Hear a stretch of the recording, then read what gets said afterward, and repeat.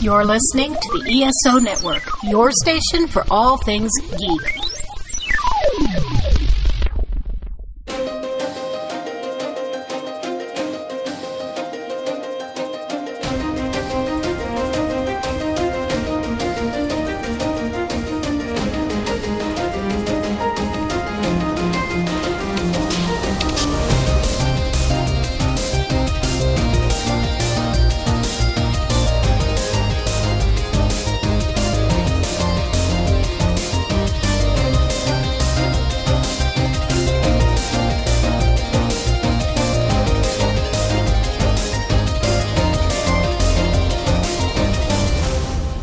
Welcome to the 42 Cast, your ultimate answer to fandom, geekiness, and everything. As always, I am your host, Nathan, and we have another great episode lined up for you where we're going to talk about Star Trek Discovery Season 3. But before we do that, let's meet our cast for this week.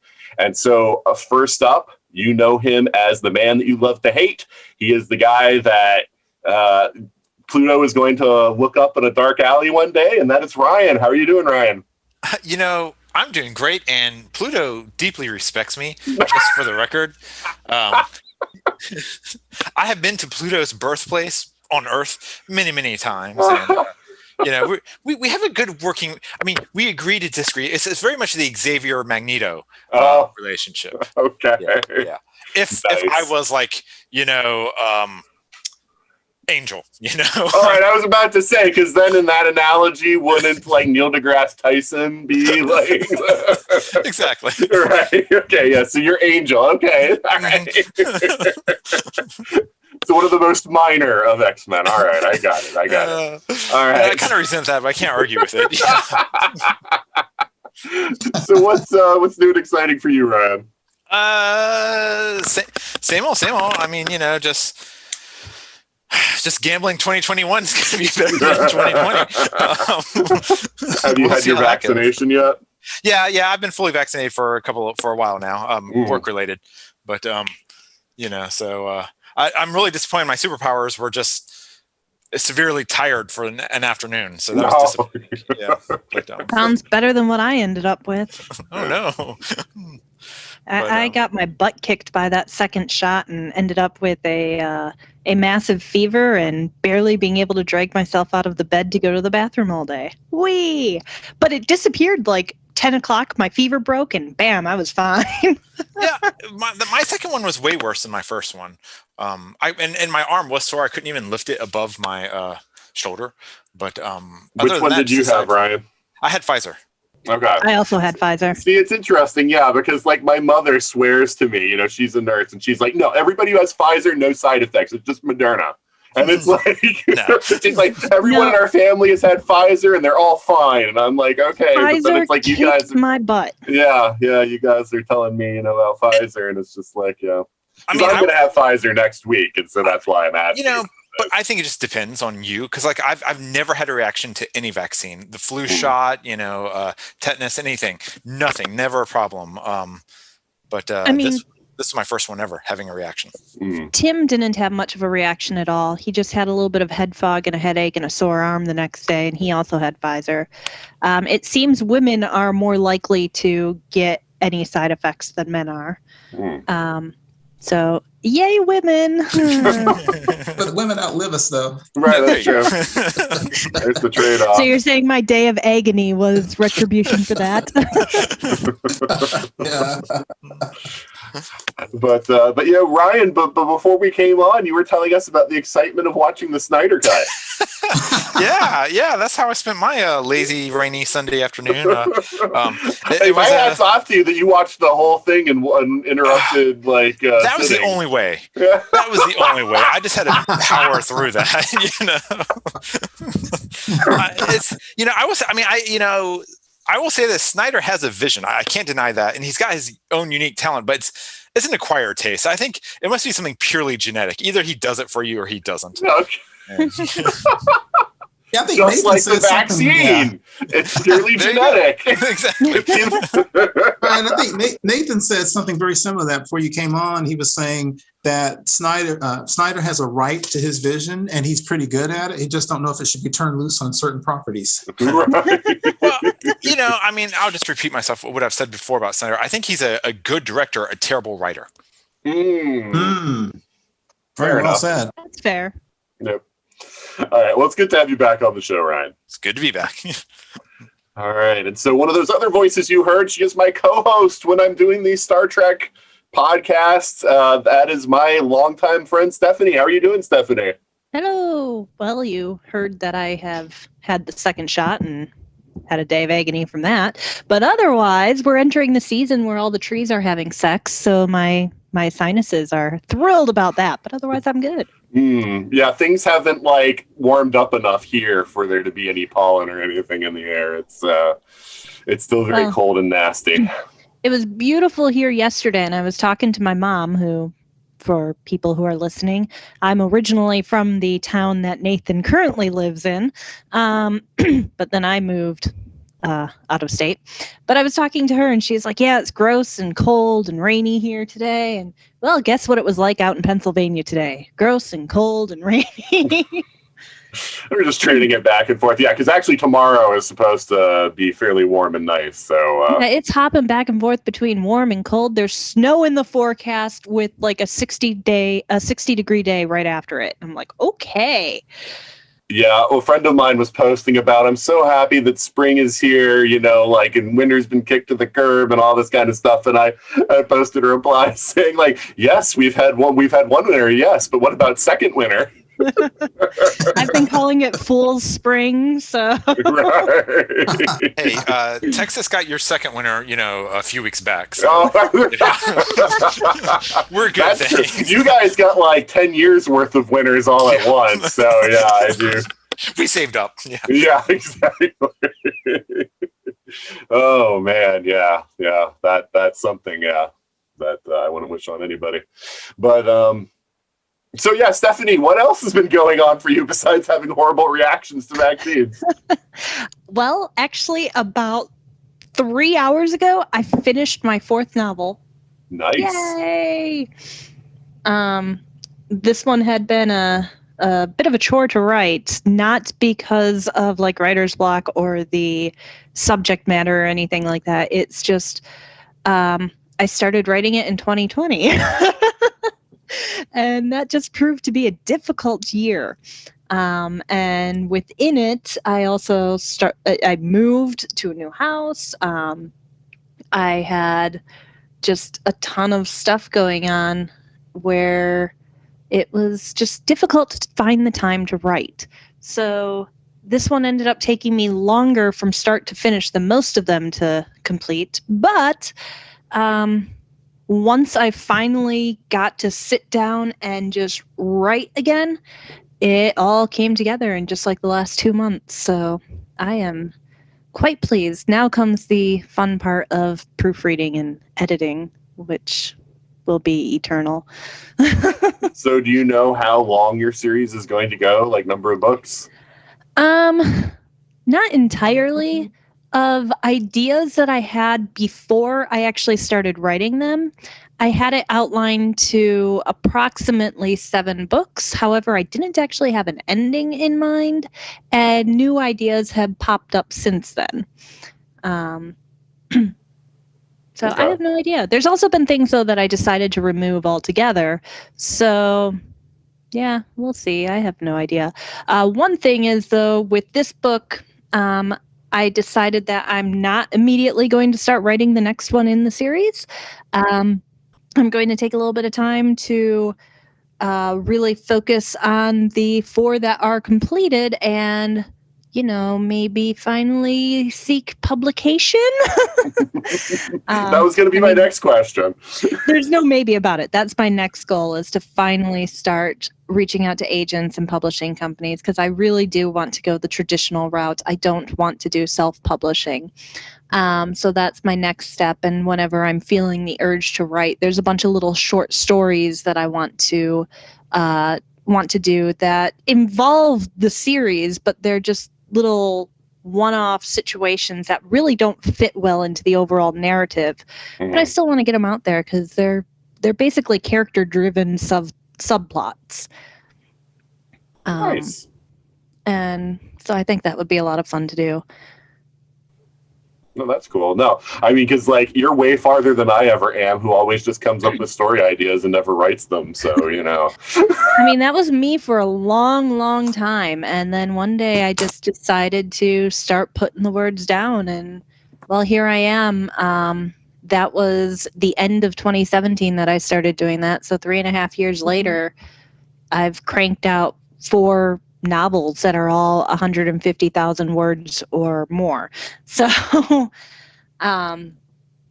yeah, it was such a daunting thing at first, but I am so glad that I finally started doing it, and fingers crossed that, you know, I finally get it picked up. And I'm not doing it for the money, but I would love it if it got somewhat popular just so that people were reading my story that I've poured so much of my life into, because that's the thing. I'm not writing it down for myself. I'm writing it partially for myself, but also because I just want to share my imaginary friends with the world. No, that's really cool. And yeah, I mean, here's hoping that you get something, going there. And yeah, just let us know when when that happens. Mm-hmm. And then we'll do a podcast about my series. When it gets this big Netflix deal or something. Yeah. Oh, yes, your Netflix deal, yes. Talk about who you're casting. Yeah, I love that. It's like you got to work on getting it published, but, I'm going to have a Netflix deal, What, Nathan, really you don't have a Netflix deal, Nathan? Right, yeah, well, that's okay. Yeah, I'm still waiting for the phone call, Ryan, by some big firm in New York telling me they're going to pay me to do the podcast, like in Once Upon a Time. I mean, you have an IMDb page now. What more do you want? that whole thing, if he does one episode and he's called by some company in New York and it's like, hey, we really want to finance your podcast, come to New York and do it, and we'll pay you so many thousand a year. And I'm like, that is not how this works. Made me angry. No, that's exactly how it works. Yeah, for everybody but me. Yeah.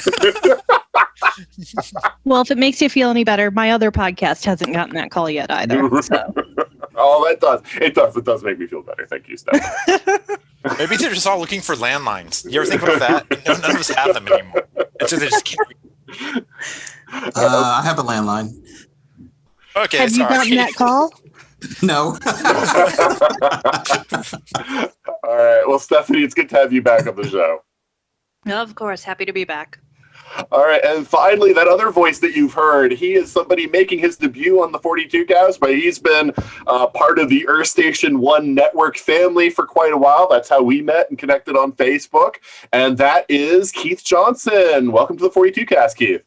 Hey, thanks a lot, guys. I really appreciate you inviting me to be a member of the conversation tonight. Looking forward to it. Yeah, no, it's great to have you on. And Keith, why don't you just tell us a little bit about yourself? Okay, let's see. I was born in. Okay, we don't want to go that far back. I'm curious. Where were you? Might be quite long. Well, real quickly, I live in Atlanta, Georgia. Originally from Fort Worth, Texas. That's I'm a Texan through and through. Been living in Georgia for over 20 years, but still consider myself a Texan. And I've been, like just about everybody I've been on this cast and listening, I've been a lifelong science fiction, fantasy, comic book, cartoon fan. Some people have asked me, when did you first get into, say, science fiction or Star Trek? And I honestly don't remember. I have 2 older brothers who are science fiction fans, and I just was always watching Star Trek. I don't remember the first time I ever saw the series. I don't remember the first time I ever watched any science fiction. I had a father who wasn't, quote unquote, into it, but he would let us watch a lot of stuff they probably shouldn't have. I know when I was 4 years old, my dad took us to see a showing of Night of the Living Dead at the theater. I tell people that now and they get really horrified. They go, you were how old? I was 4. Your dad took you to see Night of the Living Dead? Yeah. Did it bother you? No. Maybe I was too young, but I've been into science fiction fantasy like most people for a very long time. Been watching everything that I can think of, cartoons and so forth, and have been really kind of excited about the new Star Trek. I'm not a big fan of the Abrams verse personally. I like it. I don't love it for a whole bunch of reasons, but I've been more excited by things such as Discovery, Picard. I think Lower Decks may be my biggest surprise so far in terms of the new Star Trek stuff and how much I really liked it. It's been cool. A really good thing. Yeah, you're actually in good company here because Stephanie and I are both also people who don't remember the first time we watched Star Trek because we've been watching it since pretty much as far back as we can remember, kind of thing. So, I mean, it's, yeah. Yeah, I'm really old school. I grew up on the original Star Trek, Lost in Space original series, Land of the Giants, Voyage to the Bottom of the Sea, a series called The Invaders. I think some people remember. About a guy who knew the aliens were invading Earth and nobody would believe him. If you've ever seen it, look it up. UFO, Space 1999. That's kind of my background in science fiction. Nice. Yeah. For me, it was original Star Trek too. Growing up, I do remember a time before Next Gen, but yeah, original series was investigation. That was, but yeah, fairly early on in my life, Next Gen came out, but I actually remember that. So that's like the thing. It's like I don't remember when I first started watching original track.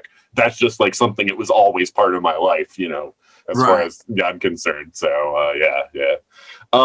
So what is your primary fandom, Keith? Gosh, this is going to be the most boring answer on the planet, but it's absolutely Star Trek. It was the first science fiction I saw. I think people sometimes talk about what world would you want to live in? And the world of Lord of the Rings with magic is cool. And the world of Star Wars with the combination of what some people almost call magic and technology, almost super technology, that's really cool. But I think, as corny as it may sound, I think because Roddenberry was really trying to look at a vision for where he really thought humanity could go, I like the world of Star Trek because it does show the possibilities of what we can be as a people. And it doesn't seem so far-flung that I'm thinking I will never get there. And as cool as worlds like Lord of the Rings and stuff is, I still like having regular bathrooms. And I'm not all into thinking. I'm not trying to get rid of technology. I work in technology, but I absolutely appreciate nature and so forth. But I don't want to live in a world where there's no bathrooms, no matter how much magic there is. So I think, to me, Star Trek is really the best of all possible worlds and futures for humanity. Exposure should be a choice, not a requirement. Right. No, that's fair. Yeah, that's fair. Again, you're in good company here because we all really love Star Trek. I mean, it's why I'm doing this series of just talking about all things Star Trek, and just kind of working it into the show. So, because Star Trek, even though I probably wouldn't call it my biggest fandom now, it has been my longest running fandom because it's the one that extends back before I even remember. So it's always been part of my life. Most definitely. Yeah. I always say Star Trek is in my blood. Yeah. Absolutely. Yeah. So it's good to have you on the show, Keith. Thanks. Good. Great being here, guys. All right. And so normally we'd have a 5-minute controversy here, but timing wise and for some other reasons, we're not going to do that this week. So we're just going to pause now for a promo from another fine podcast, and then we'll be talking about Star Trek Discovery. Star Trek is a vision. Great storytelling. My favorite TV show of all time. I really love it, and it's so much fun. Join our crew aboard Earth Station Trek for your regular podcast escape into the Trekverse. Make it so. Let's see what's out there. Wait a minute. I thought we all agreed to say make it so. No, let's go. It's fun. But make it so is iconic. It's classic. It's too iconic. So we're all going to do Make It So? No. Welcome to Dr. Geek's Laboratory. Dr. Geek here with another reminder that the ESO Network is pro-science and pro-vaccine. We urge you to be a superhero and protect yourself, your family, and your fellow geeks around the world. Don't be fooled by the forces of evil and their anti-science misinformation campaign. Consult the latest CDC guidelines, your doctor, and get the COVID vaccine today.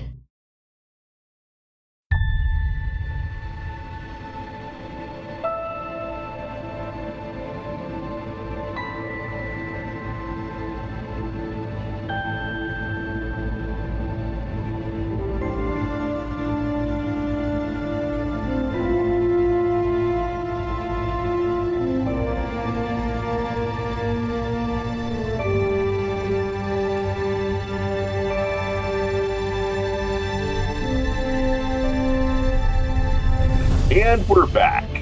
And so, like we said at the beginning of the show, we're talking about Star Trek Discovery Season 3. And both Ryan and Stephanie have talked about Star Trek Discovery before.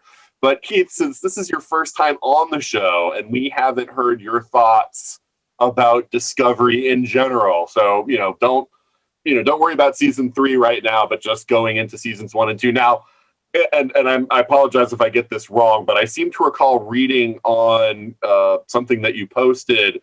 Did you just recently watch Discovery for the first time?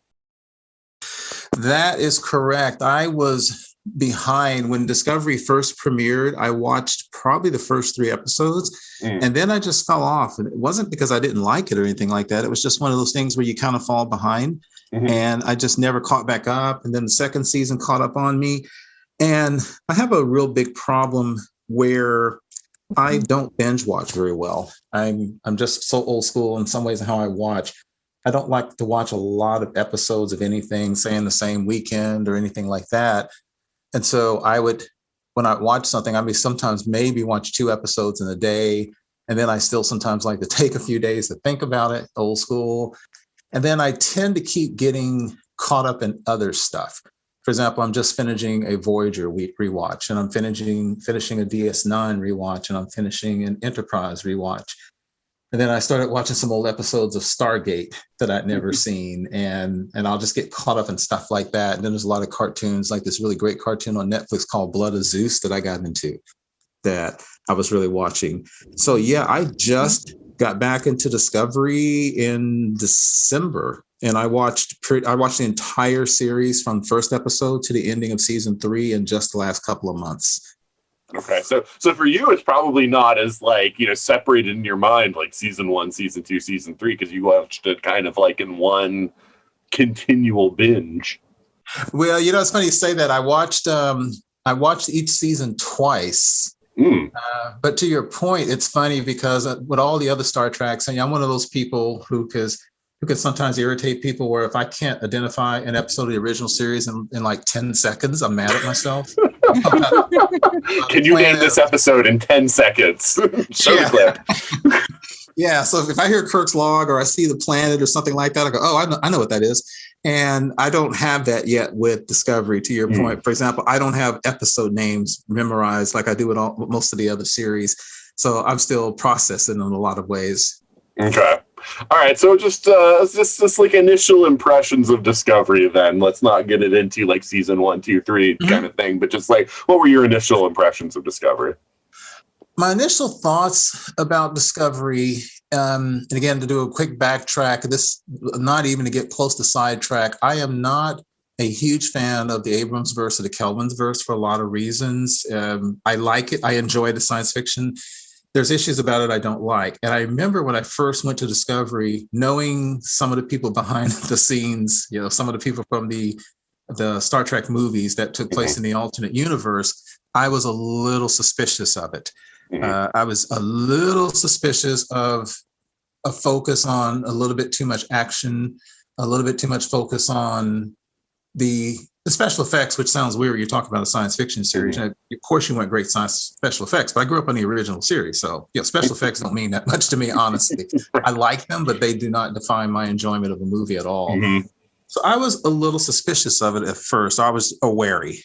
And I liked it more than I thought. I still struggled with the Klingons. I just don't get it. I don't get what they did with the Klingons. I don't even understand why we have yet another version of the Klingons. I'm still not sure I understand what the deal is with Michael Burnham, her first actions with the whole thing that got her court-martialed. I still struggle a little bit with the reason. I don't see anything that justifies what she did. So, excuse me, I had a little bit of a problem with that. But I will say that, and I have a huge problem with the spore drive. That was a big issue of mine. A huge problem with the spore drive. And so I think it was both what I expected in some ways. There were certain aspects, such as the whole look of the Klingons and the whole court-martial and mutiny of Michael Burnham and the very essence of the spore drive that remind me of some of the things that Kurtzman and Orsi did with the new Star Trek movies that I feel is just a little bit over the top. They kind of remind me of Khan teleporting from Earth to the Klingon homeworld in Star Trek Beyond. But I also was pleasantly surprised. The first season probably didn't do as much quote unquote Star Trek until the very last episode where Burnham starts babbling about we're the Federation. This is like who we are. Mm-hmm.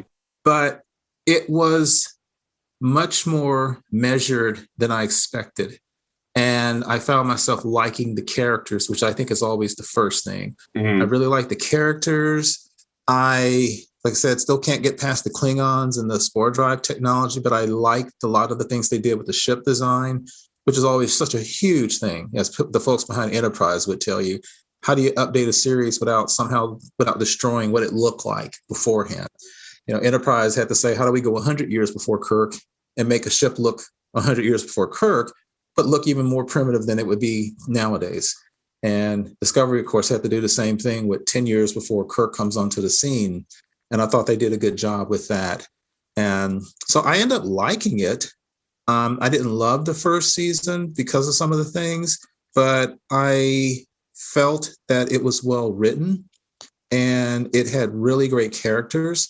And as I went from season 1 to 2 to 3, I started liking it even more. So I can now say that I really do enjoy the series. And one of the things I try very hard to do is not judge a Star Trek series by other series. Like, I don't ever want to be the guy to say, it's not like DLS or it's not like TNG. That's right. Never been my issue. And that was not my issue with the Star Trek movies. It was my biggest issue with the alternate universe. And so I've actually really come to like Discovery, and I look forward to seeing what else the crew is going to do. Yeah. It's the funny thing because like DS9 is my favorite track, and it always just boggles my mind when people are like, "But they're on a station, so they're not going through space, and so it's not Star Trek." And I'm just like, that is the dumbest argument for why not to like something. Yeah, I'm the same way. I remember when DS9 came out, everybody was complaining about that. They said, "But it's not going anywhere." And I thought, but you don't have to go anywhere. The point that Roddenberry was saying was the journey was the human journey. It's not really the ship journeying per se. It doesn't have to be. So I agree with you about DS9. All right, but okay, no. So I think and a lot of the things you brought up are things that we've talked about too, especially the look of the Klingons, which also remains one of the big things that annoys me, about the show, because it's like they could have just called them anything else, like it's the new Gregarians or whatever, and it's like this is some new race, that we're fighting that might have some similarities to Klingons but aren't Klingon, like anything. But it's like, nah, we're just gonna redo the because. It's justified the change between original series and next gen because, obviously people didn't, culture had moved on and people were like, yeah, a bunch of guys in blackface, not a good look. Exactly. But there was no need to change the next gen look of the Klingons. It was fine. So, anyway. Yeah, that's to your point. I always like to be very careful when I tell people I'm not one of those stick in the mud people who can't change, but I agree with you. I just literally didn't see what the point was with the Klingon look. It just didn't make any sense to me. I read something years ago real quickly in the DC comic. I think it was called Who's Who in the DC universe. And it was the analogy, the official handbook of the Marvel universe, if you've ever read those. And it was the best explanation I ever read. And they said, and that thing was that there were two species on the Klingon homeworld. Just like if Neanderthal had lived and Cro-Magnon, which is us, had lived, we could have two species on Earth. And that postulated that there were two species of Klingon, one that looked more like humans and one that looked more like Worf. And that periodically over the years, one group or the other would gain ascendancy. And so that would explain why I say in Kirk's time, the more humanoid looking Klingons would be the ones he'd see because that group, that faction had gained ascendancy on the planet. And then by the time of Picard, the ones that looked like Worf had gained ascendancy, which is why they were more the people you saw. Of course, that all got shot out of the water when Kang and Kor and Koloth came back and they look like Worf. But I thought that was a great theory other than that. I think we discussed that on one of the previous Discovery episodes. Yes, we did discuss that on one of the previous ones, yes. Yeah, but there's actually, I want to give into the whole, species can have different looks and humans do. But, I mean, there's as far as the differentiation between species, there's in canon examples of this before Discovery. I mean, just look at the Romulans and the Remans. They were originally the same species. Good point. Yeah, and then for that matter, even the Romulans are doing it again. This is a little bit of a tangent or whatever, but I was reading that in Picard they really emphasize it, like like Romulans that come from the northern hemisphere of Romulus versus the southern one have more distinct ridges on their foreheads. You know how sometimes Romulans have those ridges? That's how they're explaining that. Okay. Yeah. Mm-hmm. So, you know, they've got in canon established reasons for this. So the Klingons are just like the extreme, obviously. Right. Yeah, because I mean, in the original series, like Romulans didn't have ridges at all, and then it was like, next gen you started seeing them more with ridges, and so they're just explaining it as a regional thing. Yeah. You know, you're hearing a Ruffles commercial when you say that. I'm hearing Ruffles have ridges. Romulans have ridges. All right, so let's talk about season 3, though. It's kind of like a macro pod, because this is one of the things, we talked about quite a bit about how, man, it really stinks that Discovery is in the past because it creates all these continuity errors. It's too bad they just didn't set it in the future. And then at the end of season 2, it was like, yes, they're moving into the future. So now they get rid of all the problems, that they're creating, continuity wise, because, everything can go from there forward. And so that was sort of an interesting, thing that we were looking forward to. So, we'll start with you this time, Stephanie, but what did you think of the whole sort of setup of the burn, and sort of the future world that we come to in Discovery season 3? Well, I just remember being so disappointed at the end of season 1 that I didn't say on this podcast that I anticipated them falling out of, what was it, a wormhole or whatever, and where they ended up meeting with the Enterprise. I was totally thinking that season 2 was going to pick up in the future, and I was so disappointed that I didn't say that on the podcast, because I know that I was saying it before season 3 dropped, and they were in the future. But what was the question again? So what did you think of the basic setup of season 3? Yeah, the burn. Yeah. I definitely liked this season. I think the best of the past 2. In true Star Trek fashion, it took a couple of seasons to really get going there. So anyone who says it's not a Trek clearly hasn't watched much Trek. But the burn, I have mixed emotions on. I think it's a good premise for why we have people kind of separated from each other in a universe that has been so interconnected for a long time. But I'm also not entirely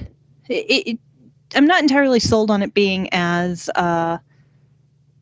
they presented it. It was a little more fantastic than most. I am just really flopping on this answer here. It's a little more fantastic than I was anticipating. I was hoping that there would have been a bit more of a more science-y answer to it than the kind of fantasy answer that we got to it. I don't know how much you want to go into the actual conclusion of the season just now. We're going to jump into it in just a second, but okay. I think you and I are thinking exactly the same thing on this. How about you, You're Ryan? just hopefully more eloquent about it than I am right now.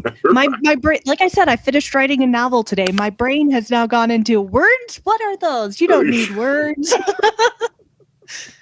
Oh well, at least the novel will get the good words. Right. Podcast might suffer a little, and I might sound like an idiot tonight, and people will be like, "You right?" But yeah, I'll try. Me word good. Me word good. Me word a lot. All right, what do you think about the setup for season 3, Ryan? Well, I mean, I kind of feel like, honestly, like I would love to know how far back they decided, hey, we got to eventually send Discovery into like the far future, past Picard, past everything we already know. I mean, I would love to know when they, like, has that been in the plan since season 1? Has that been what they've always been planning to do? Or is this like, finally they just got fed up with all the internet outrage in season 2? They're like, screw it, we're out of here. We're just going to take our toys and go to the, 31st century. I strongly suspect it's door number 2. Yeah, I kind of think so too. Yeah. But as far as the actual premise, I think we're going to all be in agreement about the explanation, about the conclusion. But I liked the premise of the burn. I felt like it kind of what every successive series of Star Trek kind of does is makes the universe bigger, or at least the galaxy bigger. We learn more quadrants about each quadrant. Like by the time Voyager was done, we pretty much had a good map of the entire freaking galaxy. So I felt like the burn was a good way to take it into the future, but also make it claustrophobic, to make it smaller again at the same time. And so we got to revisit all these other Orions. We got to visit familiar faces, familiar societies, but with a twist. And it just, I thought it was actually in this it worked, and it worked because of the spore drive. Yeah, we all had problems with the spore drive originally, but this concept worked because now we have a ship that doesn't need dilithium crystals to get around. And ta-da, here's the spore drive. And so I actually thought, going into it, I thought, this is pretty clever. We can do a lot with this. Yeah. The thing that I had a problem with was apparently that they can just like create dilithium on the ship. And I was like, wait a minute, why are there dilithium mines and everything? And they're just like pulling dilithium out of this huge rack of like things, and I'm just assumed that was their storage. I didn't think they were creating it. I didn't get that's what I thought too. That was just storage. Yeah. They said something about being able to replicate dilithium. And I was like, wait a minute, if you can replicate it, like the whole like Star Trek franchise like falls apart. But oh well. I'm not saying you're wrong, but I don't remember that. Yeah, Beth and we had like a whole conversation about it after they said it, like, and it became like a thing where I was just like, something is like really messed up here. But wait, was it they were replicating it on Discovery, or the future was able to replicate it? They were replicating it on Discovery. I don't remember that at all. No. I just took that as storage, and they were Yeah. pulling some out. Yeah, but even then, like, it's like the Enterprise has one little thing with like dilithium. When it cracks, it's like, crap, we got to go somewhere to get more dilithium. It's like Discovery has this ginormous rack. And I'm like, what? That's because the Enterprise was on a 5-year mission. They were on through. Or it's because Discovery uses the spore drive. They never have to use their dilithium. They still take it from Starfleet just in case. Exactly. It's like, it's like how you're getting all those podcast checks that you don't bother cashing. Push my buttons. It's fine. It's fine. All right. So, but yeah. Anything more that you had to say, Ryan? I mean, about the burn concept, no. I mean, I actually have a lot more saved about it, but we're going to get there. Ooh, right. Yeah. All right. So, Keith, thoughts on the burn, and sort of like the overall, like the situation of the future. I think Stephanie said it perfectly, which is, it is such a weird thing when you're a science fiction fan to tread that line between suspension of disbelief and where you start attacking the science in a show. Mm-hmm. And I agree. I felt the same way as Stephanie, which is, we accept a world in which you can travel faster than light and generate artificial gravity and all this. The burn actually doesn't bother me as much as the spore drive, but I do think that the reasoning behind the burn, it kind of doesn't make sense to me, because it's kind of like this kid cries and all the dilithium on the planet happens to resonate at this frequency and blah, blah, blah. And then there was this whole thing about dilithium has a subspace component. And it was asking me to buy too much. For example, if it had hit in an area close to the planet, that maybe would have made a little bit more sense to me. Kind of like, I forget the name of the episode, but remember the TNG episode where the brother and sister determined that traveling past warp 5 was destroying space? I was going to bring that up. Remember it. I know, right? I bring it up constantly as they just forgot about this. Yeah, and I think like Threshold, they kind of like said, can we forget we ever did that episode? Right. But I was like Stephanie, I was like, okay, if you want to say that the burn did something kind of sort of in one area, I just had a hard time using the in-universe science, kind of believing that the effects of the burn would generate from the planet, but not destroy the planet that generated it, right, and travel pretty much through known space. Now, one of the questions we'll find out in the upcoming series, the upcoming season, is that infinite? Like, did the burn travel across the entire Milky Way galaxy? And so I had a little bit of a trouble believing that wave was instantaneous because it's faster than even anything we've ever seen in subspace. So I had a little bit of a problem with the explanation of the burn. But no, you brought up something that I had a problem with, though, is that, this planet is chock full of dilithium. And I'm like, what? Why did the planet blow up? You know? Exactly. Yeah, that's the thing. And it basically rendered, then they came up with the excuse that if the ship was in warp actively using the dilithium, that's why. So if your dilithium was powered down, it was okay. I'm even having problems with that. Right. And then one thing that I've always noticed in science fiction shows, it kind of makes sense. If you look at science fiction shows like Babylon 5, or Star Trek, it's always a weird thing to me. In most of those universes, most of the species use one method of travel for faster than light. Mm-hmm. In the Babylon 5 world, they pretty much open jump gates and they go into hyperdrive, but they don't warp space the way they do in Star Trek. In Star Trek, most of the species use warp drive, although you have some that open up wormholes and stuff, like the Saphirians. And one of the things that kind of bothered me as well is it brought up a point that I've always kind of had, or an issue I've always had with Star Trek, which is dilithium the only way to go? Is that literally the only thing that everybody has? I would think there are races out there that have found ways to do warp or wormholes that don't use dilithium. Maybe they will show us races that don't. I know the Klingons, the Romulans, and the... Well, that's why in the future they did have some transwarp conduits. They were just like certain ones, though, and that's why it's like you could hop a jump from here to here, but it's not like you could go anywhere in space, and that's why people had problems of like you had to route through certain destinations to get to certain places and stuff. And so they did have one other method. They did have the transwarp conduits. And was the thing with the transwarp conduits that they were literally so cluttered with destroyed ships that you couldn't navigate them safely? I think they said that at least for some of them that was the problem. But I think the other problem was that they only connected two distinct. But it's not like when you're in warp and you can just choose any direction to travel in at warp. With the conduit, you could only go between this conduit leads from here to here. And then once you're there, if there isn't another conduit going to another place, it's like, well, you're still stuck between those 2 points, right? So it was like a bridge. Right. It's a bridge, right. Yeah. So I kind of look a little bit askance at the explanation of the burn, and I look a little askance only because this just hit on the thing that's always been one of my kind of science fiction pet peeves, which is way too many people in a universe use this exact same type of technology. Right. But again, it doesn't bother me as much as the spore drive. And I think as they go forward, if they maybe they find other races that are fine because they never use the lithium, or if you have other people who do remember the Saphirians in the episode The Nth Degree with Barclay, who literally use the Enterprise engines to just create a wormhole. They truly folded space.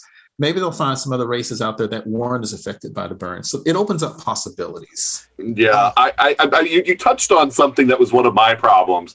I had a problem when we jumped 1,000 years in the future and everyone is still using warp drives powered by dilithium just as a concept. Because I'm like, It sort of ignores the idea that there's been 1,000 years of technical development. And even in Next Gen, they were experimenting with other forms. Even though they were still using warp drive in Next Gen, they were experimenting with other ways of traveling. And it feels like in another 900 years past Next Gen, they should have figured something out.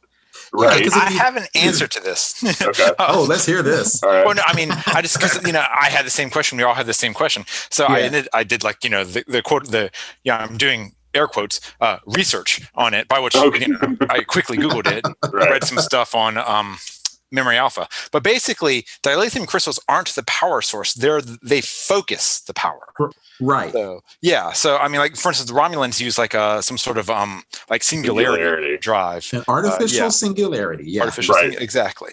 And so, but so it's kind of like saying, I mean, in 900, you can think about it like telescopes. They've gotten way freaking better over the past 900 years, but the science is still the same. You still need mirrors and lenses and glass and so forth. But see, that's not true, Ryan, because nowadays we have radio telescopes and other ways of looking at things from far off. So, I mean, we have come up with new technology that allows us to view the universe far away. Right. Well, but what I'm saying is there are different methods of doing the thing, of observing the universe from far away. And it's like, if I hopped 1,000 years in the future and people were still using internal combustion engines, it would still be the same issue of it's like, what? Like we haven't come up with anything, better than this. I don't know. That's a good point. That's a good point because to jump because really it's a paradigm deep shift more than just an improvement of the existing technology. Like there have been no paradigm shifts in 1,000 years, and we're still looking at the problem the same way. Exactly, because the jump, just to look for just a second, to jump really deeply into what Ryan was saying. Right, the whole point is you use matter, antimatter to generate this energy.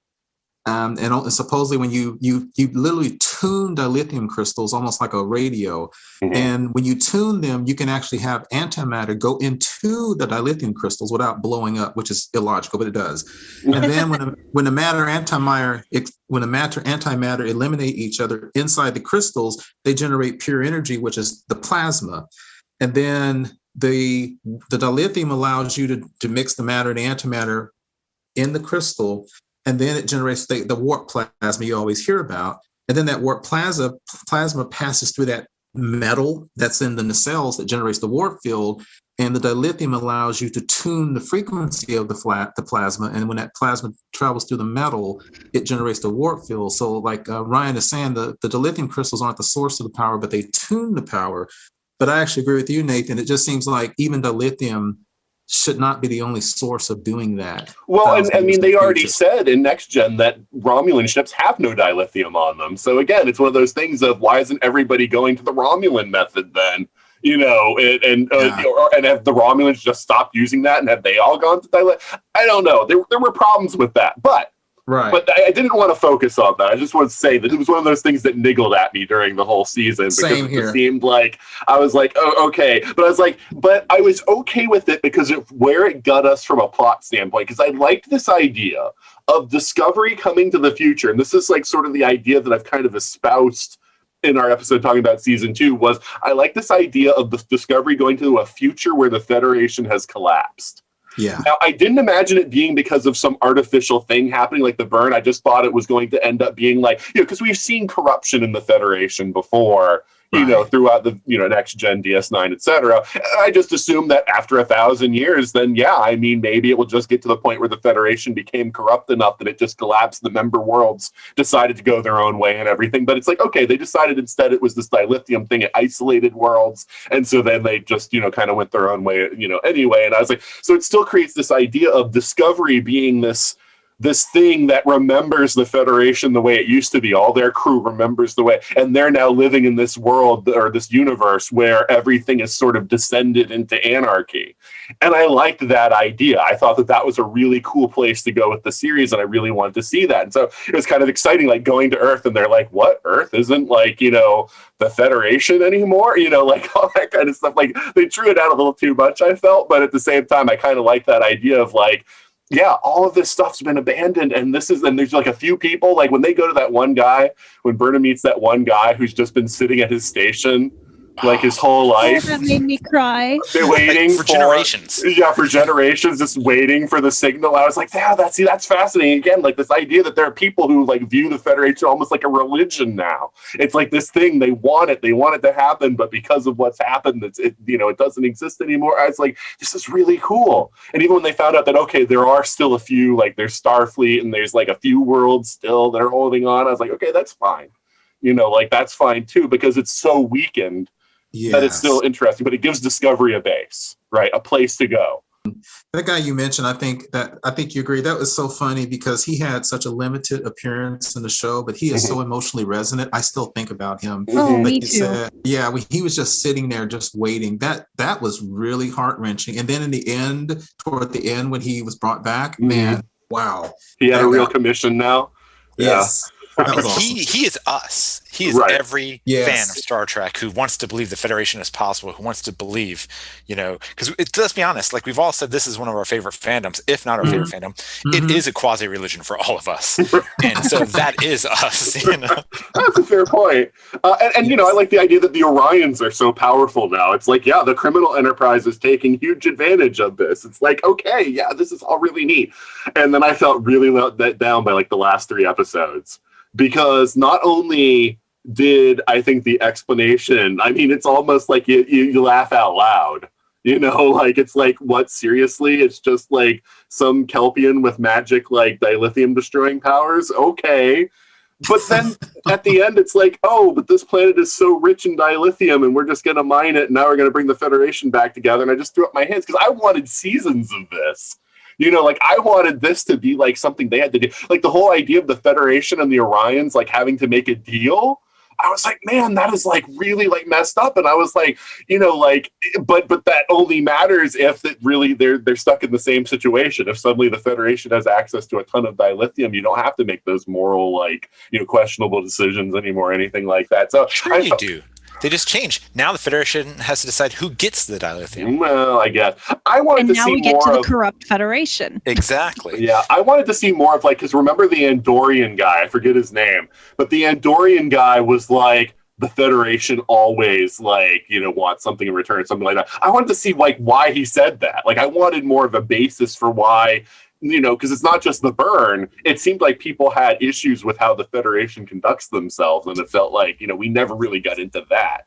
And he said that because up until this season of Discovery, Star Trek history has shown that admirals are nothing but corrupt admirals. And so we finally got a good one, so that's the history of Starfleet. I mean, you make a deal with a Starfleet admiral, you're going to probably get, the bad end of it. Except for maybe Admiral Forrest. I think he was pretty cool. Well, there's the rare exception, but they're usually stuck on Earth. The good ones. Admiral Kirk. Admiral didn't stay an admiral. Well, right. That's the thing, Nathan. I think it's interesting because to your point, I'm very curious about where they could go, and to your point, I hope they do go. Like my issue with everybody in the universe using our issues with everybody using the exact same method of faster than light travel. I really hope they say, hey, let's not assume everybody in the universe or the galaxy uses dilithium. I'd like to see some people who are still standing strong. To your point, when he said that about the Federation, he made the Federation sound menacing. And I'm wondering, is there something more there that we may find out, or is there not? I couldn't tell. Like you, I'm like, what does that mean? I really hope there is, because as much as I like that admiral, there was something just a little skeevy about him. Yes. Well, that's what I thought at first too, but then I was like, oh, they just wanted us to feel uncertain about him until we had a few episodes, and it was like, no, he's actually a really good guy. Well, we're trained to believe the admiral is bad because of Star Trek. Yeah. I guess you have a point there. He's got that rank where it's just automatically he's up to something. Check the back of his neck. I mean, it's also worth considering that. Oh my God, that would be the greatest payoff ever. Yeah, so like the little spider crab things are responsible for the burn, and it was a way for them to invade all these planets while they were isolated. See, I already wrote a better story than what they had. Wow. Yeah. But it's also worth considering. I mean, when the burn did happen, the Federation existed, across the entire Alpha Quadrant just about. And so it factioned, and I'm sure there were lots of little federations, and they would have all operated differently. So I'm sure there's been some bad actors. And we might see that. We might see another admiral, another Starfleet, that went in a different direction. Mm. No, that's true. I mean, that's perfectly possible also. And the other thing that I wanted to mention, though, is I do like the update to Discovery. Where they all have like the hollow screens and stuff like that.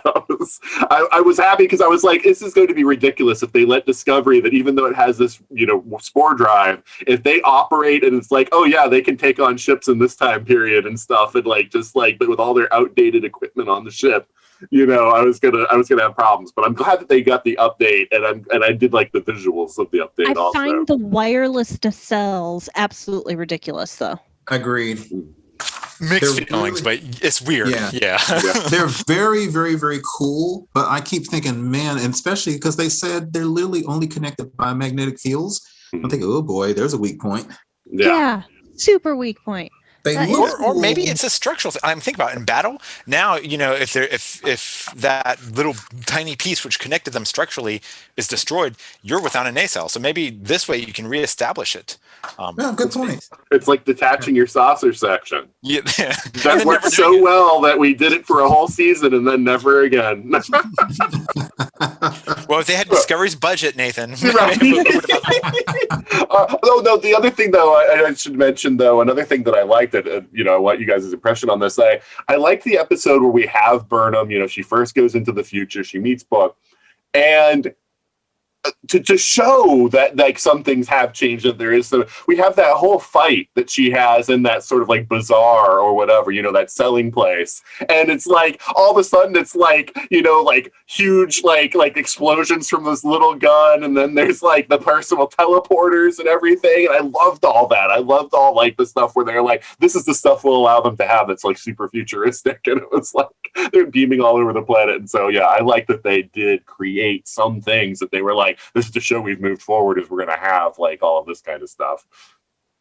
I think I agree with you, and I think this season is where I never disliked Burnham's character, but I think the third season was I really felt she was coming into her own, because I was always having some questions about her, and she was the lead, but in some ways she didn't seem as central to the show, even though she was central to the show. But in the third season, I liked her more. I liked the stuff it took her through. I know I read some stuff online where some people were hoping that she was on her own even longer than they said she was in terms of character development, because at the end she was questioning. I think it was only a year, right? But she was saying it was. She basically said some stuff like, "I've done some things." She was almost like, "I don't even know if I'm in Federation anymore because of what I've done." And I know you can do a whole heck of a lot in a year, but I'd read some stuff where people said they should have made it like a 5-year gap between her appearing and Discovery finally showing up in that time.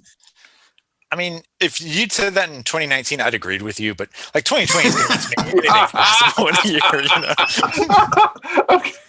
All right. Before we move on, I was really about to say something about how I just thought it should have been longer because of her reaction to seeing everybody again. Yeah. But then you went and mentioned that 2020 thing, and yeah, when I see a few of my friends again for the first time in a literal year and then some, I'm probably going to like bring back glomping and all that when I'm reading them. All right, but really quick before we move on, I just want to make sure, because we did sort of like hesitantly talk about the setup, and it's like, so Stephanie, did you have anything more you wanted to say about magical Kelpians or anything? No, just that was magical Kelpians. I'm just going to go with that. Magical Kelpians. Okay. And Ryan? 2 words: quantum entanglement. I don't know. If we say a scientific concept with enough conviction, it can mean anything. Exactly. I mean, of course, what I'm really disappointed in, though, is the fact that all they had to do is reverse the polarity, and none of this would have happened. No. But I mean, the magical Kelpian is just indicative of what I feel is kind of Discovery's problem as a whole. Is season 1, season 2, season 3, these great setups, these great build-ups, and then they never stick the landing at the end. Agreed. Yep. They get great premises that just fall a little flat. Yeah. We're just going to put a bomb in the heart of Kronos. Yeah, that makes sense. Yeah. Right. Yeah. Okay. Oh, yeah. See, season 1 was able to mask it because at the same time they were doing that stuff that plot-wise was kind of dumb. They were saying like, oh yeah, we're really a Star Trek series. So like it kind of like shifted things in a way where it was kind of like, oh, we'll overlook that because I like this that's happening. But yeah, you're right. They haven't really stuck the landing. I agree. I probably colored myself by even mentioning that I'm not a fan of the Kelvin verse. But I think for what Ryan just said and what you all are saying, I see the push and pull between the people who have the mindset of some of the aspects of the Kelvin verse I don't like versus those who are saying this is the original tracks. Because I agree. I think what you said about they don't stick the landing, I agree. I have a huge problem with what you said about the bomb on Kronos. I actually have a problem with the whole angel and her mom and the time ship. I do have some major problems with that Red Angel thing. And I have a problem with the burn. But to your point, then I kind of have to get past it and let the other good Star Trek stuff come forth. But I agree with you. I think in a lot of ways, they still make me roll my eyes a lot. Yeah. Well, the one thing, because when they called it the burn, I immediately thought, oh my God, if this is going to be something about Burnham, because the first letters of her name are Burn, and it's like going to be like her mom got there first and did something bad, and like it caused the explosion in dilithium. We're going to find out it's the Burnham, but then they just shortened it to Burn. I was like, God, this is going to drive me insane. But it's like, no, they came up with something even worse than what I thought was the worst possibility. Yeah. So. At least it wasn't another never heard of sibling of Spock's. Don't say say that, Ryan. They might still do that. You know? No kidding. Cybok 4. Yeah, I don't know. You know? Well, I'm still disappointed that we still haven't seen any reason, like, other than that she had a relationship with Sarek, that I really thought the idea of a human raised among Vulcans was so, like, such a crazy, great idea. Yeah. And, like, they've never had her act like that, though. And so I'm like, man, you gave her this cool backstory, and you're not, other than the fact that she's an orphan, like, none of it has really, like, come up. So. Well, I mean, maybe just shows that it can't take. Humans cannot be raised logically. We're just too emotional. Oh, that's actually funny because, to your point, I thought in the first season, and again, I love Sonequa Martin Green, but I thought in the first season the way she was acting like a Vulcan in a human body was kind of obvious a lot.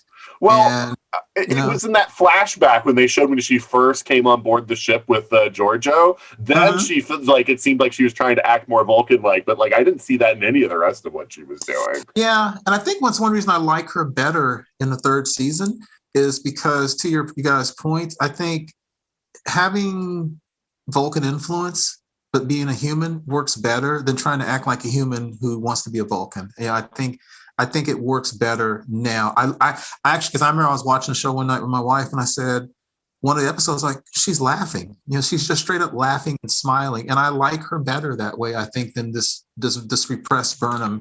I think it works so much better, and I agree with you. I really don't know why she had to come from the house of Sarek. That just made no sense. I mean, I don't think you can be human raised among Vulcans. Well, not even really raised. She'd already spent. How old was she when Sarek got her? She was already 12 or something, right? Yeah, I thought she was younger than that. But however old she was, but she'd already had a foundation as a human, and so she spent her teenage years among Vulcans, and then she went back to 99% humans again. So yeah, she's going to revert. It's going to happen. But I'm almost positive I mentioned it in previous podcast, but I still think that just goes into my whole Sarek theory where he wants to unify Earth and Vulcan. And so he literally did the three things you can do. He raised a human as a Vulcan, he raised a Vulcan as a human, and then he had a half human, half Vulcan. I mean, he's literally trying to see how it works best. He married 2 human women. Yeah. Nope. Yeah, no, I mean, he almost overtly says that in one of the flashbacks in Discovery. I mean, I think you're right. I think that's the thing is Sarek was believing in some sort of unification of human and Vulcans, and then they decided to unify with the Romulans instead. So, it's I guess that really backfired. But that was Spock rebelling. Right, exactly. You unify with humans, screw you. We're going to unify with Romulus.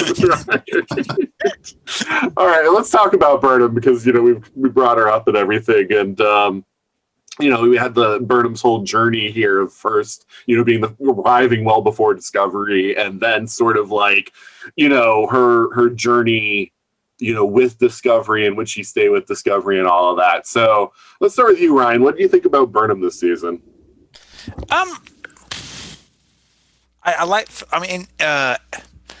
From beginning to end, I liked her. I kind of felt, again, before, the year 2020, but I kind of felt the same way, to contradict myself. It just seemed like she changed too much in too little amount of time. And it didn't feel right. I didn't buy how she was so jaded, if you will. But by the time the season was over, I was kind of all in on her with the possible exception of, her inheriting the comm. I still don't see her there yet. Right. But I had a problem with that ending too, because me 3. And I'm wondering if that means that what is his name? Doug Jones. I wonder if Doug Jones is leaving the series, because that's the only reason I can see why they would do that. Because if Saru is back next season, that is a huge slap in the face. I mean, I don't see Burnham being the guy. And good thing on her, she was mature enough to be able to tell him, you don't want me to be your first officer. I am not there. I am not ready for it right now. And he was just like, "No, you're going to be the first officer."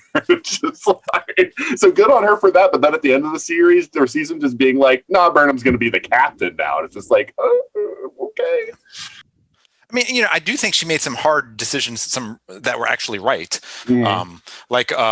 Shooting what's his name out the airlock to keep the Orions from getting him. But so I don't necessarily agree with her disagree with her decisions. I just feel like her personality was just a little too dark. But I think by the end, she pulled it back. Yeah, well, I mean, her thinking is more, well, I still have issues with like sort of the direction of the series of, individualist thinking somehow serves the greater good, more often than not, which is a problem of action series in general. I get it. But Star Trek always tended to be more thoughtful than that in the past. And yeah, you might have occasional instances where that worked, but not be like, yes, that's always the solution to everything, is to be like, I'm going to ignore everybody else and just go my own way kind of thing. I don't know. I don't like that being like the sort of thing where it's like, actually, Burnham, that was the greatest thing, is to be that kind of a person. That's just like, Isn't that baked into the DNA? Wasn't that Kirk in a nutshell? That's like pop culture Kirk. That wasn't real Kirk.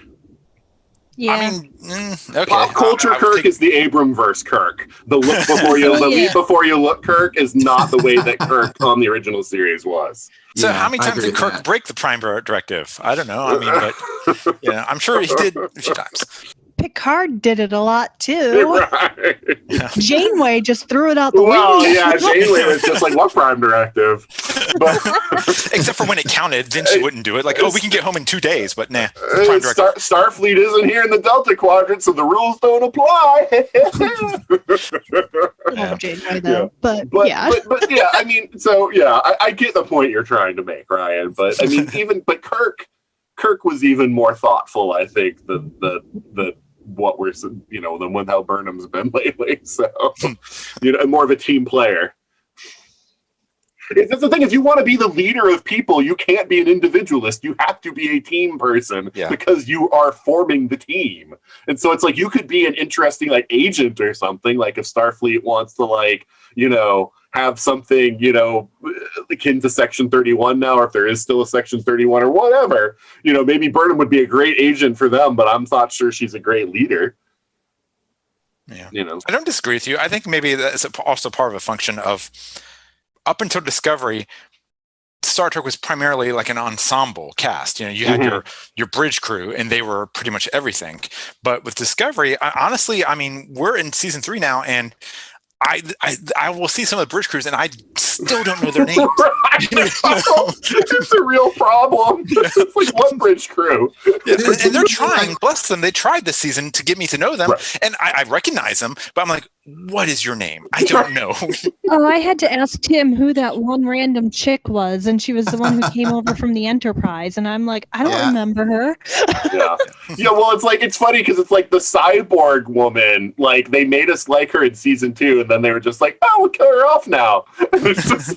Hey Ryan, you were talking about their names. Look, you'd be like Pike. Remember, like 2 minutes, he knew the name of every person on the bridge and recited it back. Well, that's why Pike's getting his own show, because he can do that. I was like, dude, was he? I was like, is he doing one of those mnemonics like Ken Popcorn on Farmer Green Stove or something? Because boy, he got those names down fast. Yeah, I was worried that they were going to kill off the woman that's got like the sort of metal like implants just sort of like ringing her face, like just around like a few places. And it's like, but then it was they kept like ominously like cutting to her and having issues. And it was just like, nah, we're good. Okay, what was the point of any of that? Are you talking about the security lady? The crew needs to watch movies, and now they're all good. The redhead, the one who the pilot. Right, yeah, she's been in all 3 seasons. Yeah, she's been in all 3 seasons. Yeah, and I think, again, my personal opinion, I think some of the things like that and some of the other stuff you're talking about, I think that goes back to the Orsi Kurtzman type of people. And I think, like, again, what Ryan's saying about sticking the landing, I think that goes back to, they have a tendency to kind of do almost bombastic writing that almost gets away from them. And so far they keep reining it back in on the show. Cause I agree with you, Moni, like that one lady, like that one episode where she started laughing. Like you said, I can't remember names, but she started laughing because she was all laughing about people dying. And I thought, man, is this going to become a super major arc in the show? And I guess not. Yeah, I was afraid that what were we calling it? Basically the Skynet from season 2. Control. Yeah, Control. I thought Control maybe implanted itself in her before it was like thrown away. And I was like, oh God, like, me too. Is she being taken over? Yeah, and me too.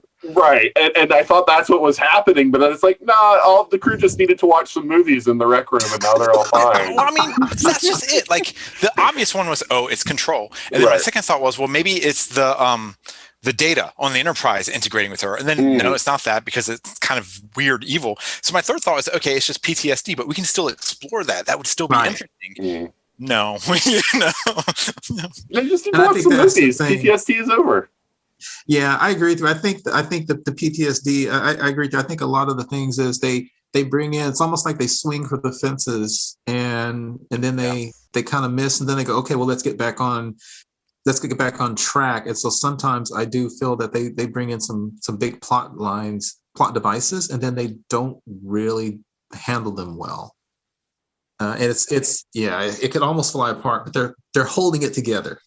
I feel like that might also be a problem with the writing, like they have a 22 episode season when they don't. So I feel like, I agree. They're throwing everything at the wall and like, okay, we can work with this, we can play with this, but they don't have enough time to really get beyond the 3 or 4 main characters that hog all the screen time. Yeah. Right. Well, yeah. And so, Stephanie, what do you think about Burnham's arc this season? No, I don't know. She was. Who? I'm looking forward to her a lot more now that Giorgio's gone. I love Giorgio, but the connection with her and Burnham always was a little obnoxious to me. Yeah. Especially because for some reason, Giorgio looking at Burnham as the replacement for the Burnham that she knew wasn't quite as obnoxious to me than Burnham looking to Giorgio like that. I think it's probably because the Giorgio she knew wasn't a tyrannical killer awesome woman. It's what you look like that matters, not what's inside. So you didn't buy the mother-daughter thing, Stephanie? I mean, I did on Giorgio's part. I didn't buy it with Burnham.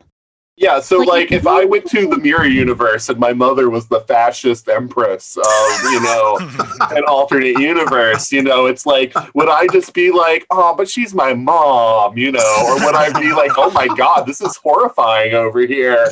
I get Stephanie's point. Like, it's like, because it's actions that matter, right? It's like who you like what you do, is what's important. So if you're a fascist dictator, should you be like, oh, but you're just like mom? I don't know. I mean, I get Stephanie's point. But it's still a little bit different because, Mirror Universe Giorgio raised Burnham. Prime Universe Burnham had a good boss for a couple of years. Right. I mean, the level of what you're saying. Yeah. Yeah. That's why it makes perfect sense for Giorgio to feel that way with Burnham, but with Burnham returning it so devotedly. Yeah. Well, but here's the thing. Here's what's interesting. They never say it, but Burnham also is carrying around a huge amount of guilt for Giorgio's death. And I think that might also factor into it on her side, is that she almost sees this as a potential, like if they're the same person in some way, then there is some aspect of Empress Giorgio that is like the other Giorgio, and that maybe like that portion can be brought out more. So I don't know, but I'm just saying, like, maybe it factors more into Burnham's guilt over being indirectly responsible. Almost like her second chance, as it were. Right, like a second chance or something like that. And I mean, we do see that Giorgio does grow because of Burnham. Mm-hmm. Right. I'm not entirely certain if we can say that Burnham grows because of Giorgio. She becomes a little more reckless, but that's not usually considered growth. Well, I just love having Giorgio on the show so much, and I get that she's not going to be on Discovery anymore, even though she's moving to the Section 31 show. But I definitely love Giorgio, though. Right. She was a great character, and I really hope that Section 31 show actually happens and it takes advantage of the greatness that is Giorgio. Yeah, and I will say, like for all the stupid science that they do, the concept for the explanation for Giorgio that the universes were moving too far apart over time, that one actually rang true. That one I was like, okay, I can buy that. That makes a lot of sense. Yeah, no, I was fine with that as a reason for why she couldn't stay. And I love the fact that they brought back the gate Guardian. thingy. I can't remember. The Guardian. Yeah, the Guardian. Yeah, that tickled me a little bit that they brought that back, and I loved the human portrayal they gave to it too. I had to explain it to Tim because he's not as much of a Star Trek fan. He recognized it, but he wasn't sure what it was, especially when I totally geeked out when we saw the gate there, and I'm like, oh my god. It's like, Giorgio, you're going back to the 1930s, and you can't let Edith Keeler live. Now we go back and find out she was the one driving the car. Oh my god. That was hilarious. Section great. 31 episode. That's great. But, it's never. I mean, it's since been debunked. But there was the running theory for a while that the mirror universe was that episode gone forward. If McCoy had saved her, yeah. Yeah. Okay. So who knows? Yeah. Maybe they'll go back to that. Yeah. Wait, that's been debunked? I've heard Yeah. that story before, but never with the idea that it was officially declared. Well, because no. the history of the universe or the mirror universe being different from Earth goes back further than that. I think they. Oh, maybe yeah, that's right. Yeah. I think maybe it's the Enterprise episodes that established that. I can't remember. Yeah. I don't know. It was cool on one sense. I did get goosebumps when I saw the Guardian of Forever, but at the same time, I felt like the way it was utilized was kind of meh. I mean, to give Giorgio a way back to the past, it worked just fine. But this whole thing of can you, are you worthy or whatever by having you relive portions of your life to see it, if you make a different decision or whatever. It was just kind of, I don't know. I didn't really care for that so much. And that's straight up Star Trek. It is. I'll be honest. I hated the Guardian portrayal. To me, a cigar chomping guy reading a newspaper, cracking wise, is the same Guardian from the original series. I just did not like that portrayal. I didn't like that weird personality they grafted onto the Guardian. Hey, 1,000 years have gone by. Yeah, but I know it just did not work for me because I don't know. Has the Guardian been talking to humans for the last 1,000 years so that he adopted that weird personality? It was just so weird to me. You go from the original series where he claimed that before Earth's sun even burned hot in space, he'd been awaiting a question. And then he goes to, now he's like this dude with a bowler hat on, smoking a cigar and reading a newspaper. And it could just depend on who he appears to. I guess. But I'm like Nathan, that personality just didn't work. And then I'm like, why would Giorgio and Burnham want to see that? Well, see, that's the thing. They wouldn't want to see that. So they would be doing things to defy it, and because I'll tell you, if he came to me looking like that, I'd probably go, who is this? But I mean, if you want a kind of stupid but possible explanation, the Guardian was kind of cold until Kirk and crew showed up, and then they exposed them to Earth, they exposed them to humanity, and then he spent the past 800, 900 years or whatever just watching Earth since then, because literally the Earth humans and Earth have been inside of him. So, he's kind of curious after that. Wow. All right. So, yeah, my point was more of, if you're going to make a reference to something, don't change it so much, because it's okay, so Giorgio went back in time to her own universe and was able to do these other events. But then that should have changed history, because we already know that when you get sent back by the Guardian, you change things when you're there, but it didn't change anything when she came back. Her life still went the same way that it went before. So it's even the way time travel works with the Guardian, everything didn't even seem to make any sense. And so I don't know. I was like, you could have called it anything else, and it didn't need to be the Guardian of Forever. And that was kind of more of my problem with it. Did she go back to her exact same timeline? Well, I mean, that's what was said, was that she got to go back into her life, and that doesn't mean it was real. Yeah, that's how I took it, was that he was saying, yeah, you went back, but it was all in her head or something like that. Yeah. So I was totally confused by that too, because if he's the Guardian, it was weird because I'm like you. I thought, did he go back? First off, can he send them to alternate timelines? I couldn't really tell. But to your point, I thought, well, did he go back? Does she go back to her exact original timeline? And to your point, Nathan, if she did, she literally just changed the history of her universe. Or what, did he send her back to an alternate timeline? Or did he send her to some pocket universe? I was a little confused by that as well. Well, yeah, I mean, I guess you're right. I mean, maybe he sent her to some other universe that, you know, that was very close to hers, right? So that she could do that. So maybe that's the explanation. I don't know, but you know, I can tell you, it certainly doesn't seem at all like what, you know, was in City on the Edge of Forever, and that was kind of my point. Right. Tonally and so forth, I don't disagree. It definitely didn't feel like City on the Edge of Forever. Yeah. And so it's just like when I watch an X-Men movie and somebody says like a character in a movie is this character from the comics, but like everything from the depiction of the character and to like the way they acted, everything is completely different. I'm like, why did you just say that they're that character? You could have made them anything, but it's like, I don't know. It's one of those things. It's a reference, but if you're going to change it, then why make a reference? Why not make it something original? You're talking about Juggernaut. No, I'm not. I'm actually talking. Well, the first one that came to mind was Marrow from X3, but we're not going to go into that.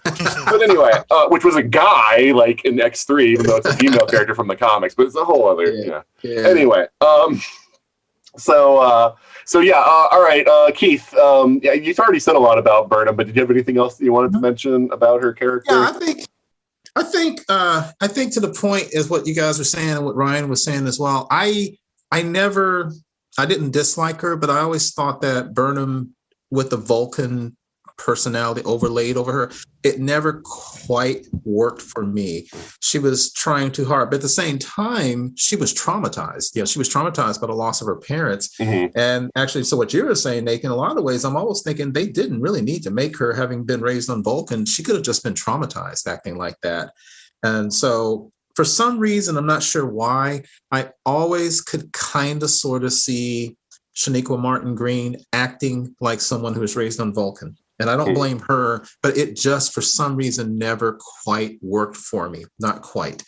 And so it goes back to what we've all been saying, some of the plot devices and some of the reasons they write and some of the excuses or the causes, I have trouble buying with the writers of the show sometimes. But when we get to the end, I'm like, okay, I'll just forget your excuse. I like what you did. Like, I don't like the burn, but to your point, I like them making a smaller federation. I don't really like the whole Angel storyline, but I think it was an incredibly bold move to move them to the far future. And so I have some problems with Burnham being raised on Vulcan. I really have a problem with them shoehorning her into a Sarek Spock family, but I like the Burnham that's emerging, which is a more complete human that was traumatized, no matter what the cause was. I like that fact that she's come through that fire, as it were, and she's on the other side. Now they're trying to say she's more in touch with her humanity or more in touch with her instincts, her intuition, things that Vulcans tell you not to have. And she's more in touch with maybe taking some chances, but still trying to be a Starfleet officer. So I like where she ended up. I just don't like the journey that they put her on to get there. Yeah, I think that I think that you're kind of right, because the thing that I'm thinking about, Discovery, is that I feel like they're better on the emotional resonance than they are on the actual plotting. Right. Absolutely. So somehow I managed to forget about a huge part of Burnham in this season that I absolutely loved, which was Booker. Mm-hmm. And that beautiful, fluffy queen. I kept expecting that cat to actually turn out to be something more than just a cat. And so far, we have no proof of that. Like Gary Seven's cat. Right, exactly. I could go either way. I just hope the cat remains. Yes. I hope the cat gets its own spinoff. Well, that's the thing. Like I liked the fact, in the same way that I hated Archer's dog and thought it was silly that on their very first ship that they would take a dog with them, I love that cat. Yeah. Yeah. I think that, and again, because it's such a rangy, nasty looking cat, but it's just so funny that Book loves that cat so much. And it's just Yeah, I agree. One final thing about Burnham, like I know some people, I really, really wish. I think that the year that she was away from the Discovery, I think they probably should have made that longer. But I would love to find out what happened during that year where she was so traumatized, thinking she was no longer fit for the Federation.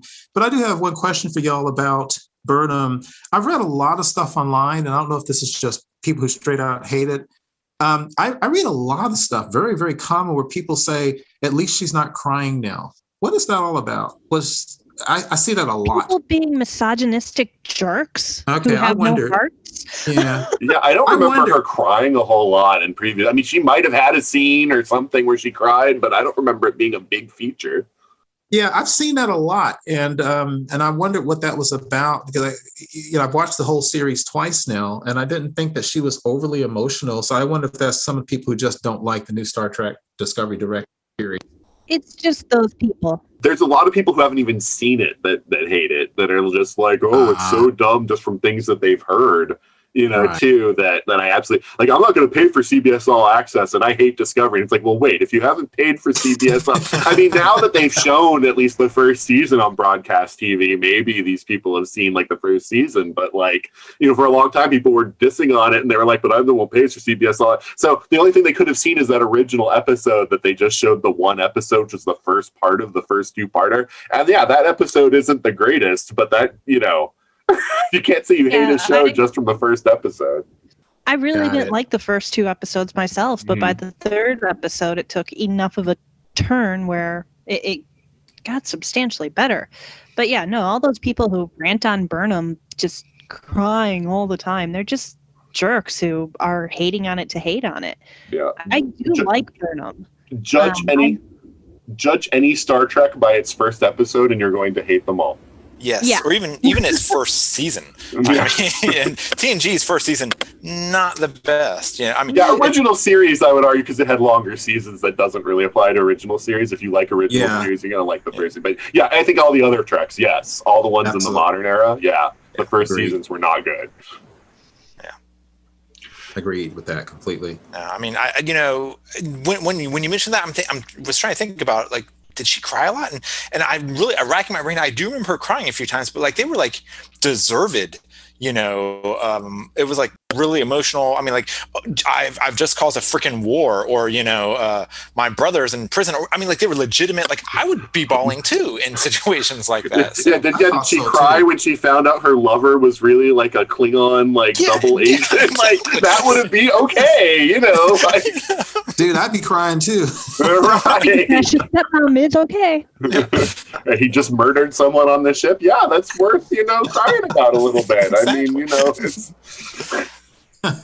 But anyway, So yeah, since you brought him up, Stephanie, let's talk about Book, because he's an addition to our cast. He's the new main character that we had, and so Keith, why don't you talk about Book? What do you think about him? When I first saw Book, I immediately thought he was going to be a bad guy and stay a bad guy, because that actor has played bad guys a lot, and he was Manchester Black in the Supergirl series. For a while. And if you go really far back, he was one of the henchmen for Joker in the Dark Knight movie.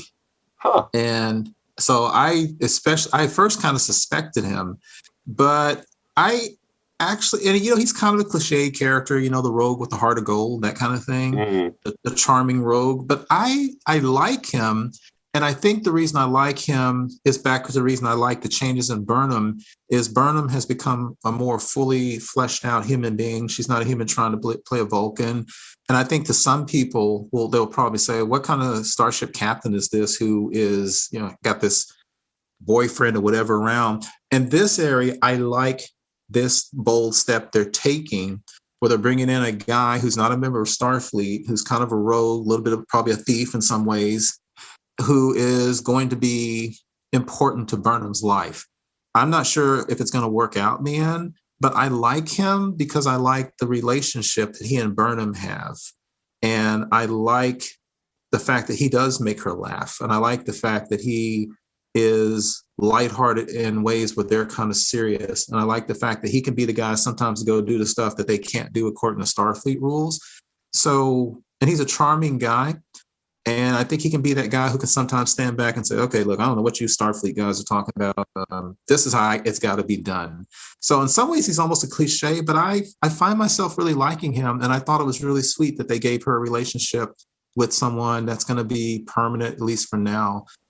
So I like him overall. Yeah, well, the funny thing is, yeah, he may be a thief, but why is he a thief? He's like returning like species to their natural environments, and like that's his so it's like for the best possible reason, right? That he's a thief. He's like trying to get rid of like all this thing where trafficking of species and stuff, and I thought that was fun. So yeah, Stephanie, besides his queen, what are your thoughts of book in general? Very much the same. I like that he brought more depth to Burnham than Ash. Was that what he was going by? Yeah. Ash. They brought a lot more depth out with her character in her interactions with him. And he is that fun cliche rogue with a heart of gold thing, and as you just said, Nathan, he's doing it all because he loves the animals. Granted, we find out it's partly because he can communicate with them, so he knows exactly why he's got to save the animals. But I think he is a fun outsider to bring in this new post-Federation, yet Federation still exists sort of world. He's your everyday man who's been going through life post-burn and gives us a perspective of the people of that time. And I also kind of thought he was going to be a antagonist at first. And I was really happy that it turned out he was just kind of the playful antagonist, where it's just they tease each other. It's not really that they're out for each other and stuff like that. Yeah. And the will they, won't they thing throughout the whole season was driving me bonkers. I was like doing the thing you see on the internet all the time, just like, now kiss! Because the tension was so clearly developed, yet they weren't taking that last step. So I was like, finally, when they did. That's why it was a long year. Okay? Exactly. That's why it was such a long year. I think it's funny that we all thought that he's going to be a villain, and then he turns out to be the Star Trek version of Bubbles from the Powerpuff Girls. I talk to animals. Okay. Oh my gosh, he really is. So Ryan, what do you think of Buck? Well, I mean, like again, Star Trek has a history of like talking to saving the animals. I mean, it was he might have been saving the whales. Best Star Trek movie there is. Yeah, there you go. I mean, so if Spock can talk to the animals, why can't Booker? But like my thing about him is Star Trek's hit or miss. Like when they bring in the non-Starfleet person, to join the crew. I mean, like, is this going to be another Neelix? God, I hope not. And it obviously wasn't. Hey, my cat is named Neelix. I know. And it's a queen, I'm sure. But what I liked about his journey, his character development through the season was, he starts off. Yes, he's got the heart of gold. He's doing the good things, but he's got that rough exterior. Right. But more than that, this is someone who grew up, post-burn time, but also hearing legends of Starfleet. And, he's been told, Starfleet the Federation was so great. The Federation was this and that and everything. And like when you're a little kid, like, wow, that's so great. And then you become a jaded teenager and a 20-something, and then however old he gets, and you're like, yeah, the real world doesn't work that way. And then he meets them. And then he meets these people from the Federation, and they inspire him and make him realize that those legends he had heard as a child were real. And so what happens is, rather than like I was, because it's got that kind of dark vibe to it, I'm afraid, they're gonna, gravitate towards him and having to do things outside the book and having to be slightly evil. But no, by the end of the season, he wants to join them. He wants to do things the right way. He's like, he doesn't just read the book, he memorizes the book. Right, yes, I love that. Where it's like, here's like the book, and so and he's coming back and he's quoting things from the book and stuff. It's just like, that's great. And I loved that, it was great. Yeah, no, and I'd say actually with his character, we had more of an example of someone who is like, yes, now I want to be a team player, than with Burnham, who's the one that at the end is running the ship. So, That's a very good point. But all right, yeah, I think you guys have talked about everything that I wanted to say about book. I also like they finally got like Stephanie, I was just like, all right, I'm sick of the will they, won't they, just do it already. Okay. Yeah, we didn't want a moonlighting situation. Right, exactly. And yes, I do absolutely love that cat, that cat that no one like other than Book and Burnham can like take care of. Like the cat hates everybody else. I think that's funny. But anyway. So yeah, Saru. I love Saru. I've mentioned before, I thought it was great when they made him the captain at the end of season 2. I thought that was really fitting. It, spoke a lot to his journey through the series and getting to that point where he came out from being that very submissive Kelpian to being more assertive and everything. And I liked them showing his struggle with command this season, and how for a long time he was looking to Pike. Well, Pike did this, so I'm gonna do this like Pike did, and all that kind of stuff. And then him having to like grow beyond that and be like, okay, no, actually, I've got to find my own stuff. I did find it a little silly that he was like, let's like polling people on like what should be like my action word or whatever. I was like, but that was great comic relief. I loved that. Yeah, it's fine. It's just like a little, but but I like Saru. I liked him a lot, and I am really worried that with their whole Saru's taking a leave of absence to be with Magic Kelpian, and with Burnham now being the captain, I'm kind of like, are they writing him out? Because I would hate that if they wrote him out. But yeah. So let's start with you this time, Keith. What do you think about Saru? I agree with you. Saru was, for the first 2.5 seasons, probably my favorite character. Well, I think Saru and Giorgio, I like them a lot. I like you said, I like the fact that he is a very thoughtful person, that he considers all the angles, one, because he was raised as prey on his planet, so he always has to be very careful. He always looks at the consequences of his actions. But what I really like is he is nobody's coward, and even though he may doubt himself, he knows how to be very firm when he is in command. And I like also that he's trying to give people the benefit of a doubt, because he had, if you think about it, Burnham got his captain killed one way or the other, and he was hard on her. Yeah, exactly. Good point. But he was still willing to see the best in her, and I like the kind of captain he's trying to become.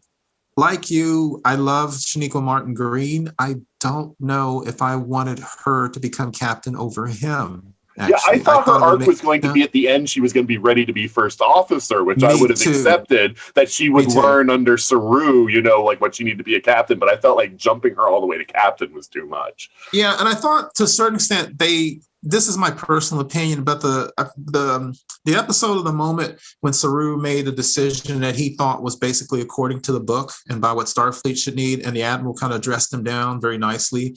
That was the whole thing, whereas you went by the book, Burnham went by the emotions, and if you don't take this rash act, your people will never trust you and you'll never trust yourself. Something about that scene didn't sit well with me, even though I know it was supposed to be grooming him to become a captain. And maybe because in some ways it was almost like they were showing, for what y'all have been saying, it's almost like it was showing that Burnham had better instincts than he did to be captain. And actually, I remember raising an eyebrow at that scene. It's kind of like, oh, now you're trying to say that Saru has gone to be too much by the book. I didn't like that treatment of him. He is a calming influence. He is like Picard in some ways. He's someone that I would trust as a captain, and I think that I really wanted to see him grow as a captain.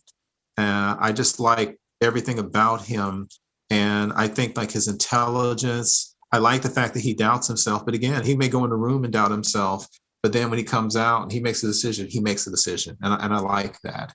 So I'd like to see more of him. I haven't read that Doug Jones is leaving, but I like you. I don't know what he's going to do on that planet with that kid for a while. I want to see him come back, but it'll be awkward. If he comes back, will he now be her first officer? Yeah, I mean that's what it almost seems like they're setting up, and I don't like that. I don't either. I really don't like that either.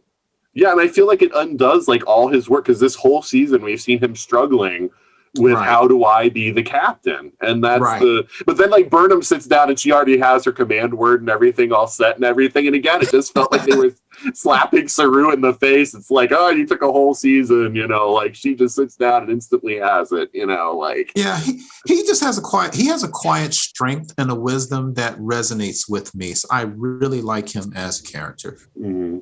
I've also really liked having a captain that wasn't human. Yes. Good point. Yeah, thank you. And I'm really kind of hoping that, I mean, from one point of view, it's like, okay, great. We now have a black captain who's a woman. We haven't had that yet in Star Trek, and that is a great thing to have. But at the same time, her character isn't fit for that point right now. Like the two of you, I also thought that was going to be her final arc, as she's now the first officer. She finally took that position because he had just been having an acting first officer the whole time anyways. He wasn't actually settling on someone.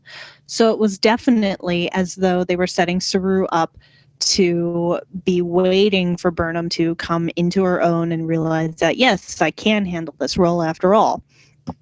And Saru is a great character, and it was so awesome having a non-human captain.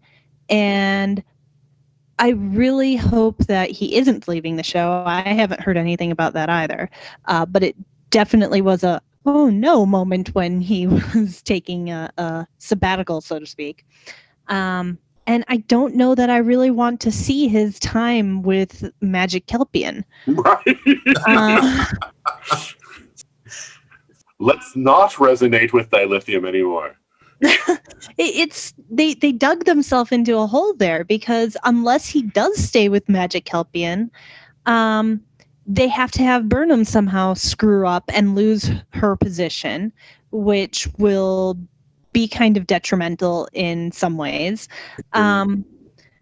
Or we have Saru getting jilted of a role that he worked his butt off to finally get, and definitely deserves. And at this point, I think he does deserve it more than Burnham does. Oh, I just had an idea. 2 words. Admiral Saru. As long as he doesn't turn evil and he's still on the show regularly, I am fine with that.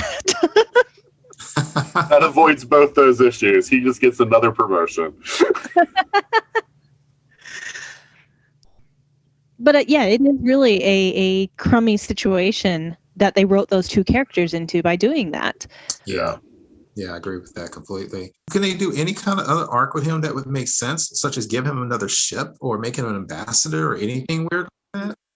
I mean, maybe they can do something else with him. It just feels like maybe now, because the Federation's going to reestablish itself with the Kelpians probably. If he becomes like the ambassador between like the Federation and the Kelpians, maybe that makes some sense. I don't know. I mean, but I still think that he deserves to be captain of the Discovery far more than Burnham does. I would have been far happier with the idea that he's the captain and she's the first officer. All right, Ryan, what do you think about Saru this season? At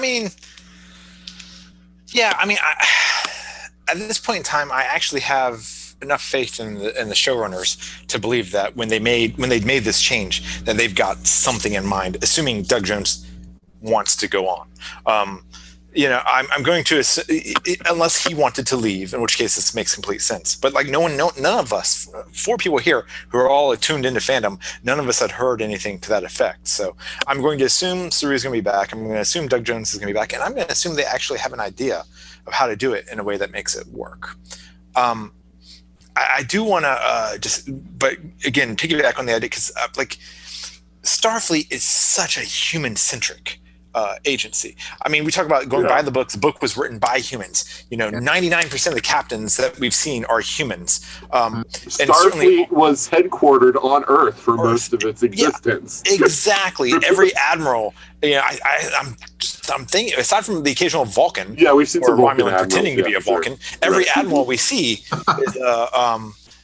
is a human, everyone, any commanding officer just about. So it's such a novel idea to see Saru, to see a non-human as a captain, and to see that, he comes at the position and the job thinking differently, with a past experience that's based as much on his species, on biology, as anything else. It's like having a Vulcan captain just go, logically, we need to do this and this and this. I mean, so I love being able to see it that way, and just seeing how the entire human crew has to come to him on that, rather than just having this gung-ho, my gut tells me, like, I love Pike, don't get me wrong, but Pike was very much a human.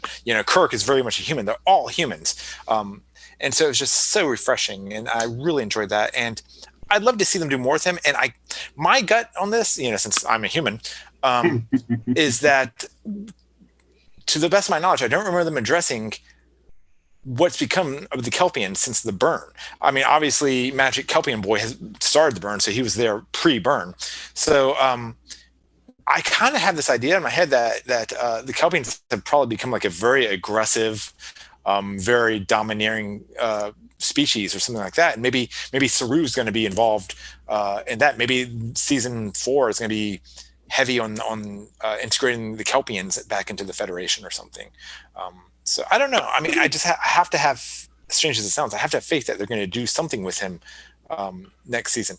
I will say, and you're probably going to address this when we talk about her, but like the only decision he made, which really ticked me off, was promoting Tilly to first officer. Yeah, and that made absolutely no sense. Yeah, and I kind of lost so much respect for her. Well, and that's the thing. It's like people like Tilly, but that's not all that a first officer needs to do. You don't need to be like, it's a buddy, you don't need a friend. Yeah. You need a leader.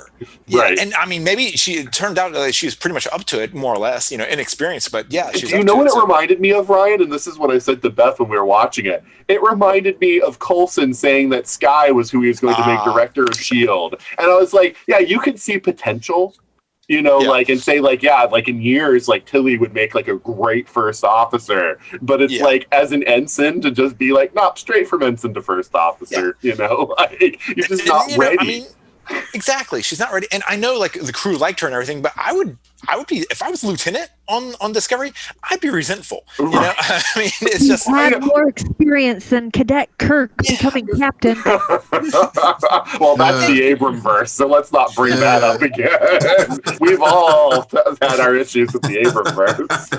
Yes. Yeah, that was literally the only point in this season where I was like, wow, I might just want to give up now, Right, or like they covered it with like that one thing where she just says to Stamets, like, would you be like, annoyed if I took this? And he's like, nah, and it's like, he's not the only person ahead of you on this ship. In fact, Tilly, just about everybody on this ship is a higher rank than you. So like 90% of that crew is... Yeah, I agree with that. Yeah, it's like, Harry Kim, I see something in you. Chakotay, now step back. Harry, you're my new first officer. Even better, Harry Kim, still alive in the future, and he's still an ensign. He's got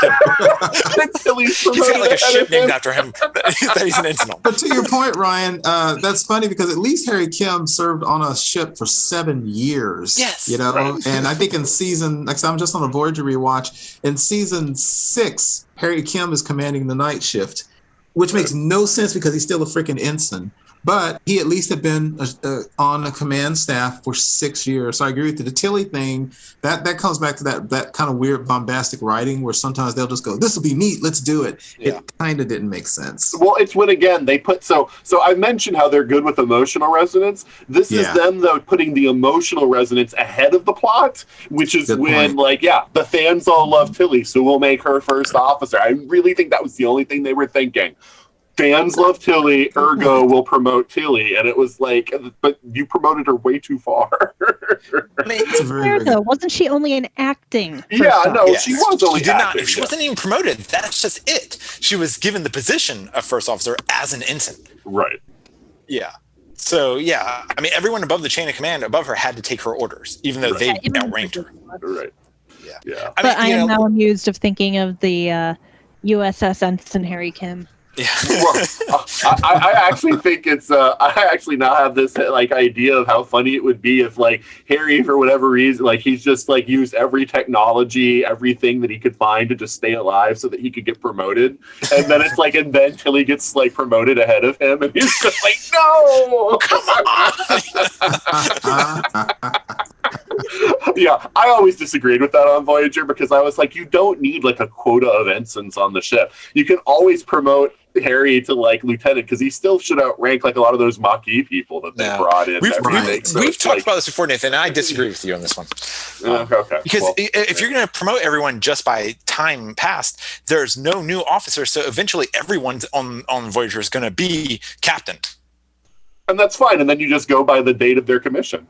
But then what's the difference? That's still how you outrank them. The chain of command still because exists. When you eventually reach Starfleet again, you should have a rank that like is commensurate with the like what you did on the ship. You know, they will probably be given it. If Harry gets back to Starfleet and it's like he's been doing the work of a first officer, of a lieutenant or whatever, then he's going to get it. Of a commander, I'm sure. Your argument only fails because of Tom Paris, who gets demoted and promoted. That's because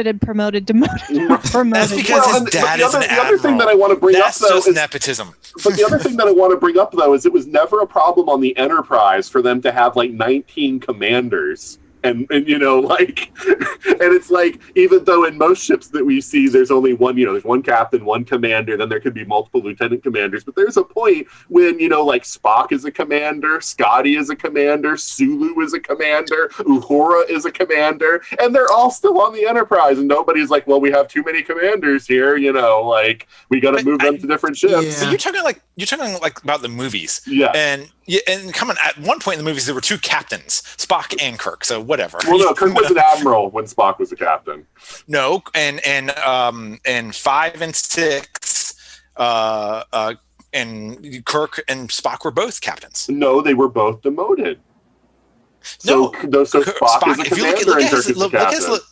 Look at his rank on his uniform. An undiscovered country. It's captain. Okay, I didn't look at the insignia. But I do remember that he said in Star Trek 4 that he would take the same like punishment.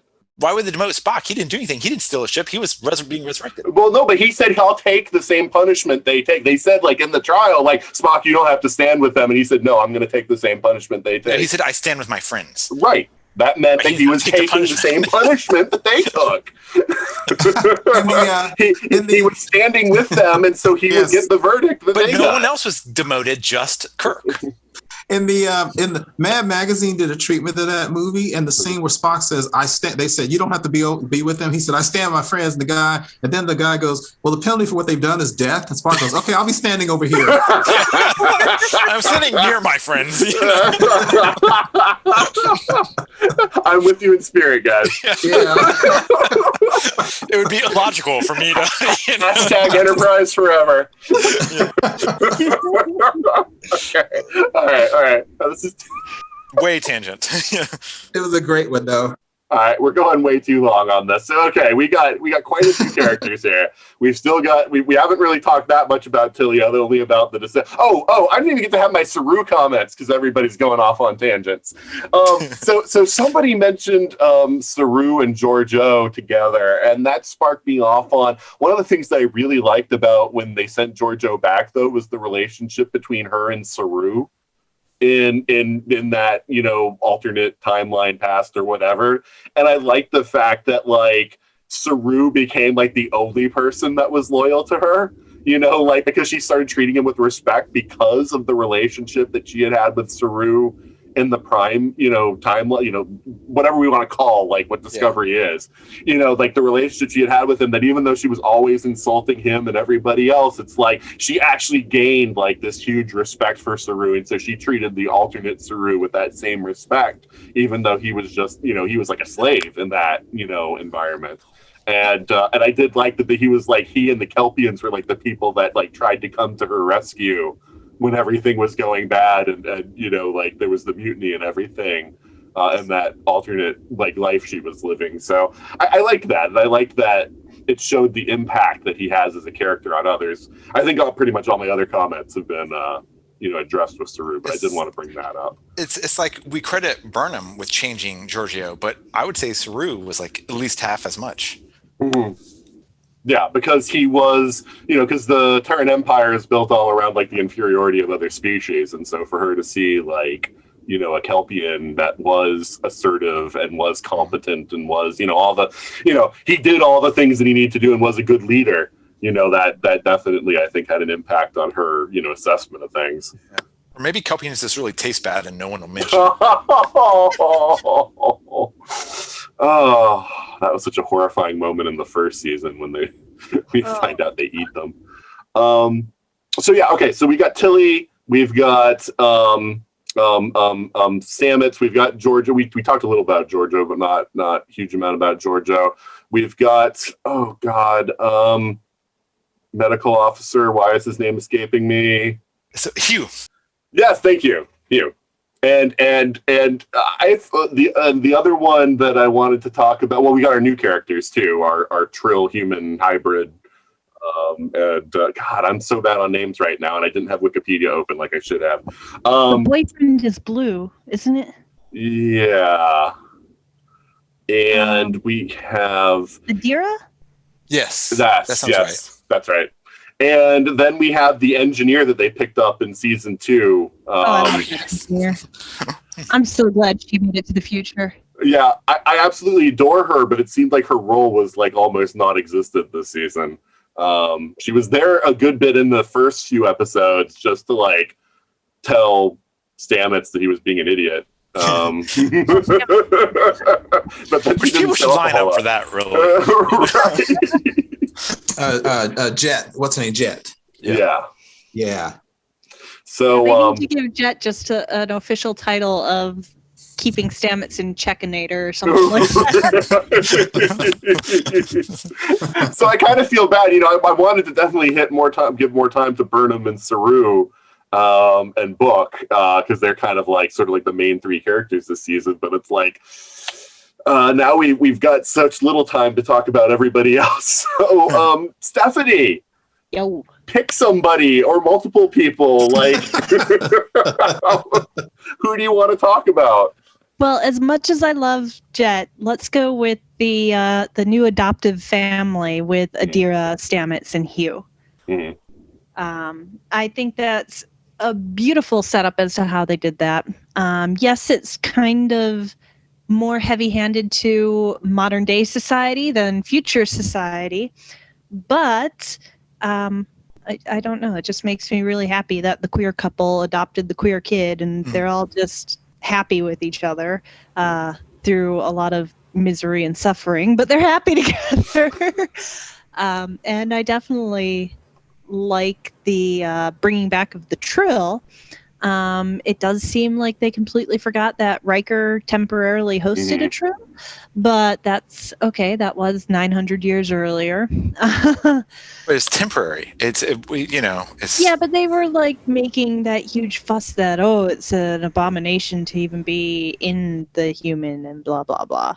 But that next gen episode established that they take temporary hosts if needed, and maybe it's an abomination because the Trill hosts are evolved. They don't have this confusion of personalities the way that humans clearly do, if Adira is any indication. Well, maybe the issue was that after joining with Riker, they were like, oh my God, this was so awful. We're never going to do this again. So maybe it started the abomination thing. But that was just Riker's fault. Right. It's because they put a Trill in Riker, and his first thought was, how can I have sex with this? But I don't get what you're getting at with the Adira personality issue. She was I totally just misgendered them, but they were just confused about their own identity, and having Stamets there to accept them as they are helped them grow and accept that they didn't actually have mental issues. They just didn't have anyone to open up to and express who they really are. And there was also the fact that there is some sort of connection between them and the prior host that I don't think that's a mental thing. I think that's actually part of the Trill joining with the human in that manner. Well, I mean, all past, now granted, we don't have but a handful of references, but all past Trill have always expressed themselves in terms of their host, Jadzia, Ezra, Ezri, and all the others. So the only difference here is that this is a human. So that's kind of where I'm going on. I feel like Star Trek here is doing what they've always done best, is address modern, social issues, but couch it and alien to, I guess, to make it more palatable or something, but that's kind of the impression that I got. Well, Adira was still using the Trill's, the symbiote's name for a surname. Yes. But did Adira... how all the others did. Well, I guess my question is, and maybe I missed it, but did they ever address what pronouns Adira used before being joined? Yes, Adira flat out said that they felt that way before being joined. Before? Okay. All right, then that's valid. The impression I got, and maybe I wasn't paying attention, was that was a post-joining. No, it was a pre-thing, but post was when they started accepting it a little bit more. Okay. Yeah, I had some weird stuff. Again, it's one of those things. They want to reimagine stuff, and it's fine to reimagine stuff. And I just have to accept the fact it's never going to be perfectly synchronized. With what I expect is the whole thing of being able to externalize one of your previous hosts is something that's supposed to be a special Trill ceremony, and it shouldn't just be. But then again, you can always say, well, this is because it's a human joined with the Trill. Maybe it works differently or whatever. So but I did have problems with that. Shouldn't be able to do that, but okay. Well, maybe you have to have a personal connection to that previous, because they only ever hand wave whatever, I guess. Yeah. But Okay. Yeah, they might get around the whole human connection because in the Next Generation episode, Riker wasn't going to be able to host that Trill permanently. Remember, in fact, he almost died for that because of that. Right, I'm just assuming it's better technology, medical technology in the future that's allowing it to be a true joining with the human. Right. Okay, this is it's total conjecture, obviously, but it could very well be that Adira's personality prior to being joining, going by they, them, and just being more open to the concept of fluidity and so forth is what allowed that joining to succeed in a way that Riker was so cis that it's not even funny. So that maybe it's literally that, The quote of the episode. Riker is so cis, it's not even funny. That's great. And I stand by that,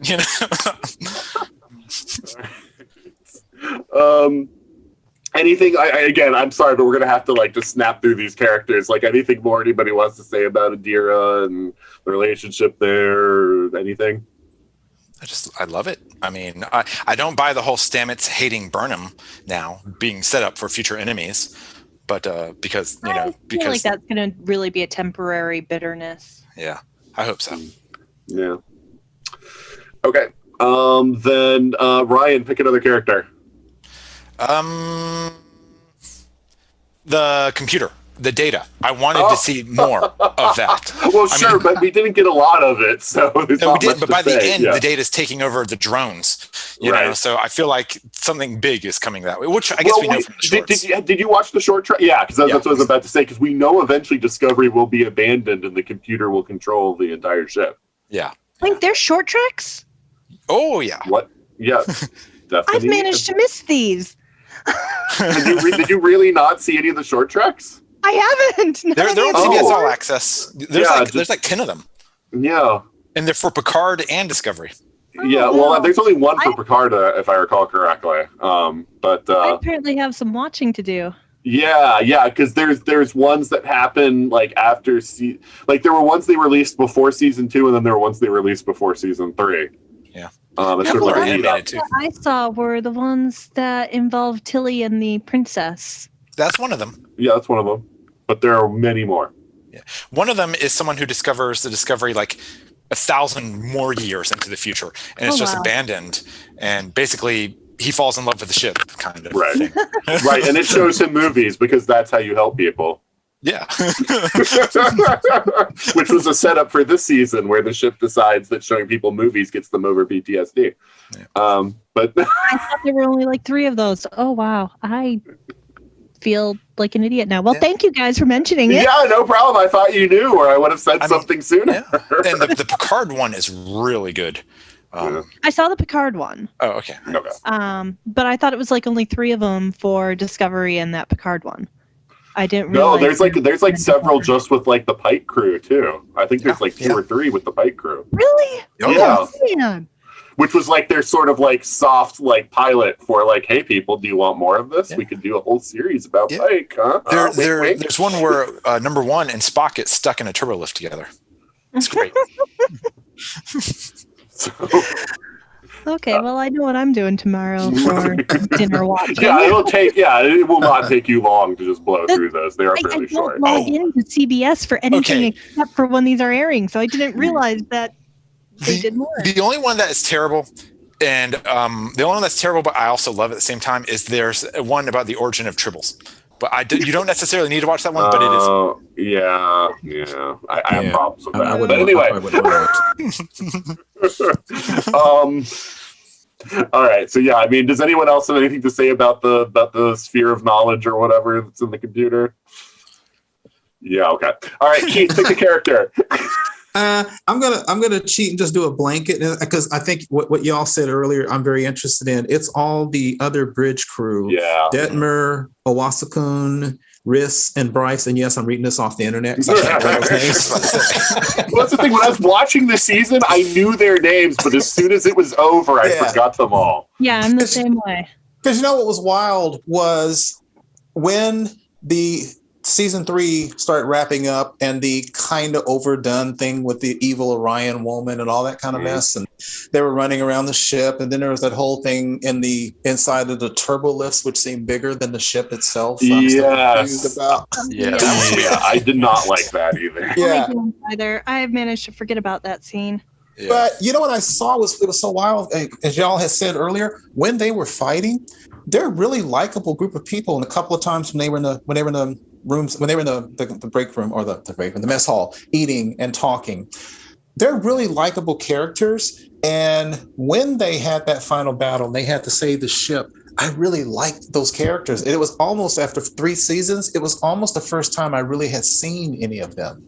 And I hope they can do like Deep Space Nine and develop those characters more, because I like every single one of them. And I realize how little they've really been given to do so far in the series. No, that's a good point. Yeah, and I just think they have great chemistry, and I love it so much more. Like you said, is Detmer still kind of crazy? Is she going to go nuts one day? There's so much more I'd like to know about them. So I would really like to see a little bit more focus on them in season 4. Right. Don't just develop them in the episode that you kill them off. Exactly. Yeah. And that was the thing. They were so good. Yeah, they worked so well together in that crisis, and they were just great characters. And I was looking at them going, wow, this actor has a lot of potential, but we really haven't seen them do more. And I think what you guys were saying earlier, maybe it was you, Ryan, especially, was like, oh, Tilly is cool. We love you, Tilly. Don't worry about it. You can take the job. I'm like, is this all they're going to be using them for? Yeah. I will say, I'm sorry. I'm going to cut that. Does anyone else have anything to say about the bridge crew? Just, I agree. I really hope that they start becoming more predominant, where I can remember their names when the season is over. Yeah, I mean, I learned that one of them can hold their breath for a really long time. That was interesting. Yeah. Oh, yeah. And because they started giving her depth, I was so worried they were going to kill her. Yep. Yes. Yes. Me too. It's like every time like Joe West is in danger on The Flash, I'm like, oh God, is this the time they're going to kill him off? And expecting it for 7 seasons. I like him too much. They're going to kill him off one of these days. All right. All right. So I'm going to talk about Tilly, because I'm going to say, like, Tilly's been a fan favorite, but to me, it's like there hasn't been a whole lot of substance there in the prior 2 seasons. There's been some great interactions with Burnham that I've really liked. I felt like this season, Tilly did come into her own. While I feel like making her the first officer was a bit too much, I felt like Tilly's character gained a lot of maturity in this season. I really liked a lot of what they were doing with her. I like the whole thing when like they're on the planet where it's her and Saru going out, and you know they come to like where these people are basically being like, you know, like it's like almost like a protection racket or whatever, where these people come through and raid their planet like periodically and everything. And so like, you know, like, and how they turn the tables on those guys and everything. I don't know. I felt like Tilly did become a far more mature character, and I really like, while still being fun, you know, and still being the Tilly that everybody loves, you know, without going through a radical personality shift. And I even liked her having to be in charge of the ship again, even though I felt it was far too soon. But I like the fact that she took that with the proper gravitas and wasn't just like, woo, I get to be captain, you know, like I get to control the ship or whatever, and having to go through, you know, like, like the emotional weight of that and everything. And I really liked her having to deal with that. So I was very happy with Tilly's portrayal this season. Fun fact about her. I mean, this is kind of unrelated, but kind of related regarding Tilly, regarding the actress. The guy who played the Andorian who had his antennae cut off by the Orions, that's her real life husband. I'd heard that already, but yeah. So, you know, I don't know. I was trying to watch the scenes and see if I could get anything from that. And they did have a moment, the two of them. Yeah. Any other comments on Tilly? I agree with what you said. I think she's a good character. She's innately likable, and I agree with you. I like the fact that she is growing. The first officer thing was a bridge too far, but overall, I like her and I like her arc. Exactly what Keith just said. I love Tilly. She is so much fun. She did grow a lot in this particular season, but the promotion was just, that was going a little too far, and I really hope that it at least pays off in the next season, where she has that experience and maybe a little bit of her anxiety and lack of self-confidence has just dissipated a little bit. Yeah. I mean, Nog had to go through like 2 years of war and a leg to get to lieutenant. So, I mean, right. Come on. And Wesley had to go through 12 sweaters. So, yeah. Well, he never made lieutenant. Harry got killed and he still couldn't get promoted. Well, he what was his rank? He went back to Starfleet. He became the Star Child and, left our plane in existence. But he must have come back because in Nemesis he was wearing a uniform. Yeah, but he could make his own uniform if he's the Star Child. I mean, he could just do that to blend in. I never took that to mean he rejoined Starfleet. I just thought that he just gave himself a uniform because he's like, of course I have a uniform. Why would he do that? He doesn't need that trapping. He could show up completely naked if he's a Star Child. Well, I know, but he just because he wanted to. I don't know if it's canon or not, but I thought I had read somewhere that he ended up joining the starship that Cisco ends up captaining when he comes back. That would definitely be novelization, not canon. Right. Yeah, that'd be like a non-canon thing. Yeah, absolutely. It would have to be. So last thing that I want to talk about from the show is our villainess, our Orion, syndicate. What we think about, God, again, I forgot her name. So for people who don't know, I actually watched season 3 of Discovery several months ago. My herniated disc threw off the schedule completely. And so we're now recording this 2 months later than I wanted to. So, that's why I'm having a hard time struggling to remember names, even though the details of the season are pretty good in my head. It's the names that I'm having struggles with. Does anyone remember the name of our Orion Syndicate faction leader? Not offhand, but we'll find out, because I'm the same way. It's hard. I don't remember episode names or a whole lot of character names quite yet. Yeah, I don't feel like episode names are as important usually with Discovery, because of the way that it's more like an arc than it is standalone stuff. Although Unification 3 was one that will always stick with me because of its callback to Next Gen. But right, it was Osira. Osira, thank you. Yeah. Okay, so what do you think about Osira? Let's start with you this time, Stephanie. I had mixed feelings on her. I liked her more as the villainess than the I'm actually here trying to work out a deal thing. Mm. But man, she was pretty brutal. But isn't that just part of her villainy? Was trying to like make Starfleet like become more like them? I mean, it was, but she also really genuinely seemed to be interested in making a deal and not making a big fuss out of it. And so, yeah, that was that little bit there was just kind of awkward for me. But I liked her. She was an interesting addition. I did like the fact that they took the Orion slave girls and just went full on with them. Because wasn't it Enterprise, I think, that established that the slave girls aren't actually slave girls at all? Yeah, that was Enterprise. Yeah, they're the actual dominant gender on Orion, and I thought it was really interesting that they actually played with that and went with the fact that in 1,000 years, they're no longer going the seduction route. They're just going the full on, yeah, we're in charge route with her. Okay. And Keith? I didn't love her character. I felt that when I keep talking about sometimes they're too broad, I felt that she was too broad of a character. I thought she was such a typical quote unquote villain. And I actually prefer to, I like characters where I can call them antagonists that are villain. And yeah, she came off as a villain. And as the show went on, especially toward the end, like when she killed the Andorian, and then all of a sudden she goes from the doctor, the guy who had the disability and who has it in real life, the guy who thought she was a really great person all these years. And then she just instantly she turns to this horrible person that he never knew she was. I felt that the character was too broad. So every time, it's funny, Stephanie, I'm slightly opposite to you.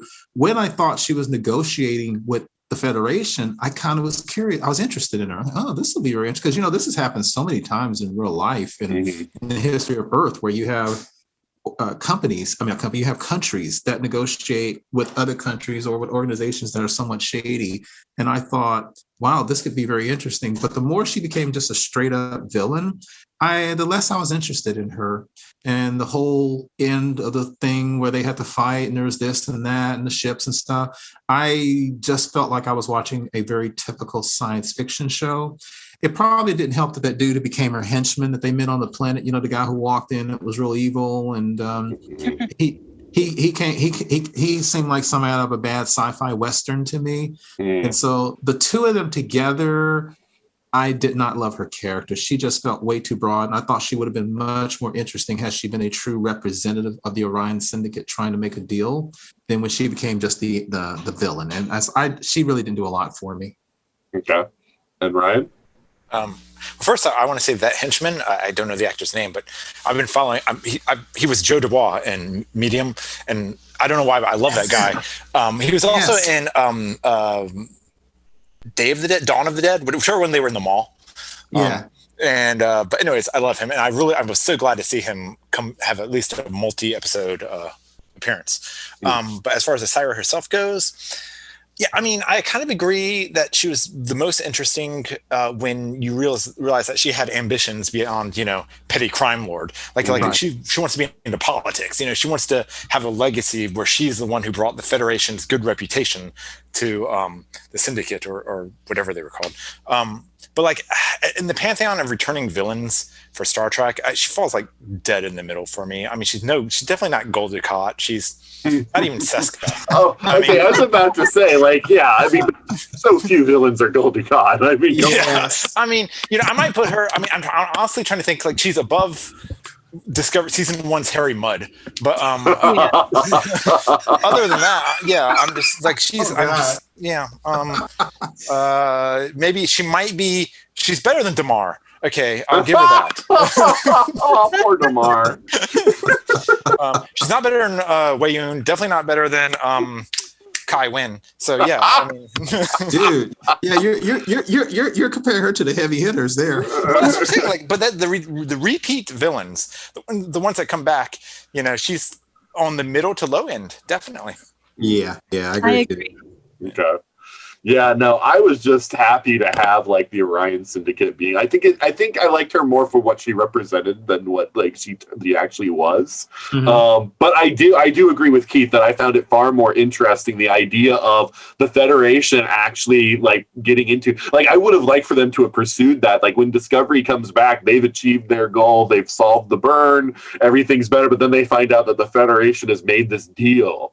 That means that they now have to do some shady stuff and again put Discovery on the outs with things where it's like they can't abide by this decision that like this version of the Federation has made and have that be like a problem or a source of tension. And that would have been like an interesting thing to explore. But I feel like they do, even though like the seasons are arcs, I feel like at least so far with Discovery, they want each season to be very self-contained. So by the end of the season, it was like, we finished this story and we're not going to like, have like a lot of stuff from this season go into season 4. So, I'm right there with you guys in wishing that the Federation had gone along with her, because I think that they could have, if they had established that, she could have become more of an antagonist than just a villainess, as Keith mentioned.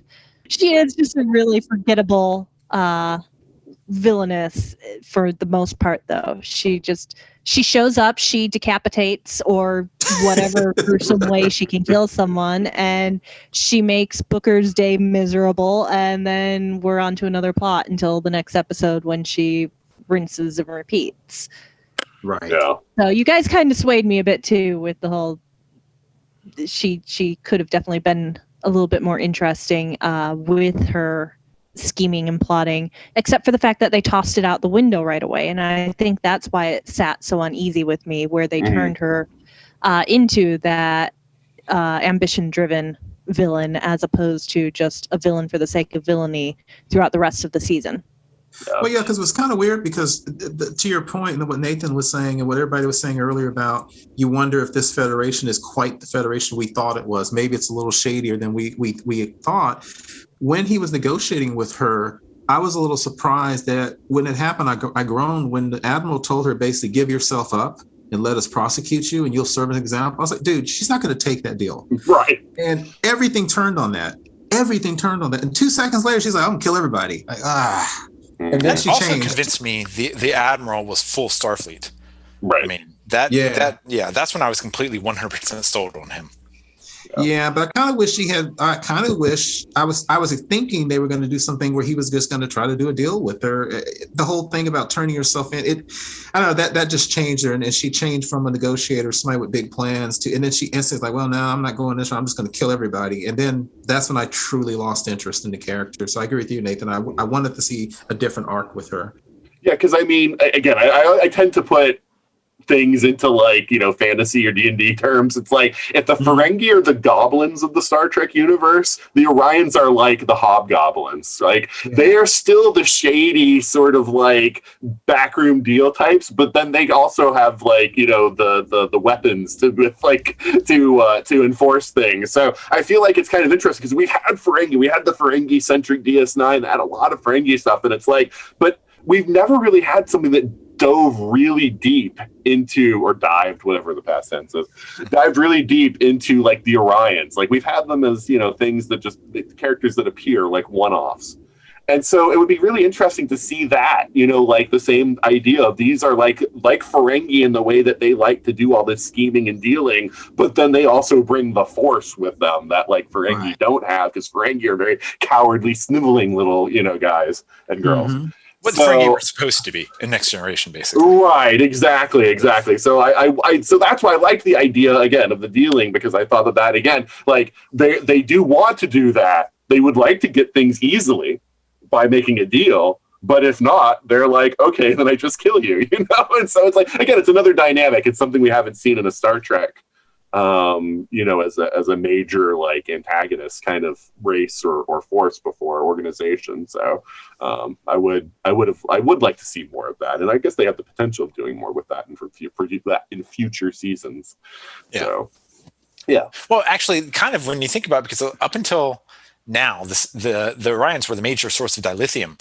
So now that the Federation has this whole planet, the Orions are the competition. They don't want their power eliminated, so they're either going to have to team up with someone else, which maybe we'll see what the Klingons look like now, or maybe we'll see Romulans or Tellarites.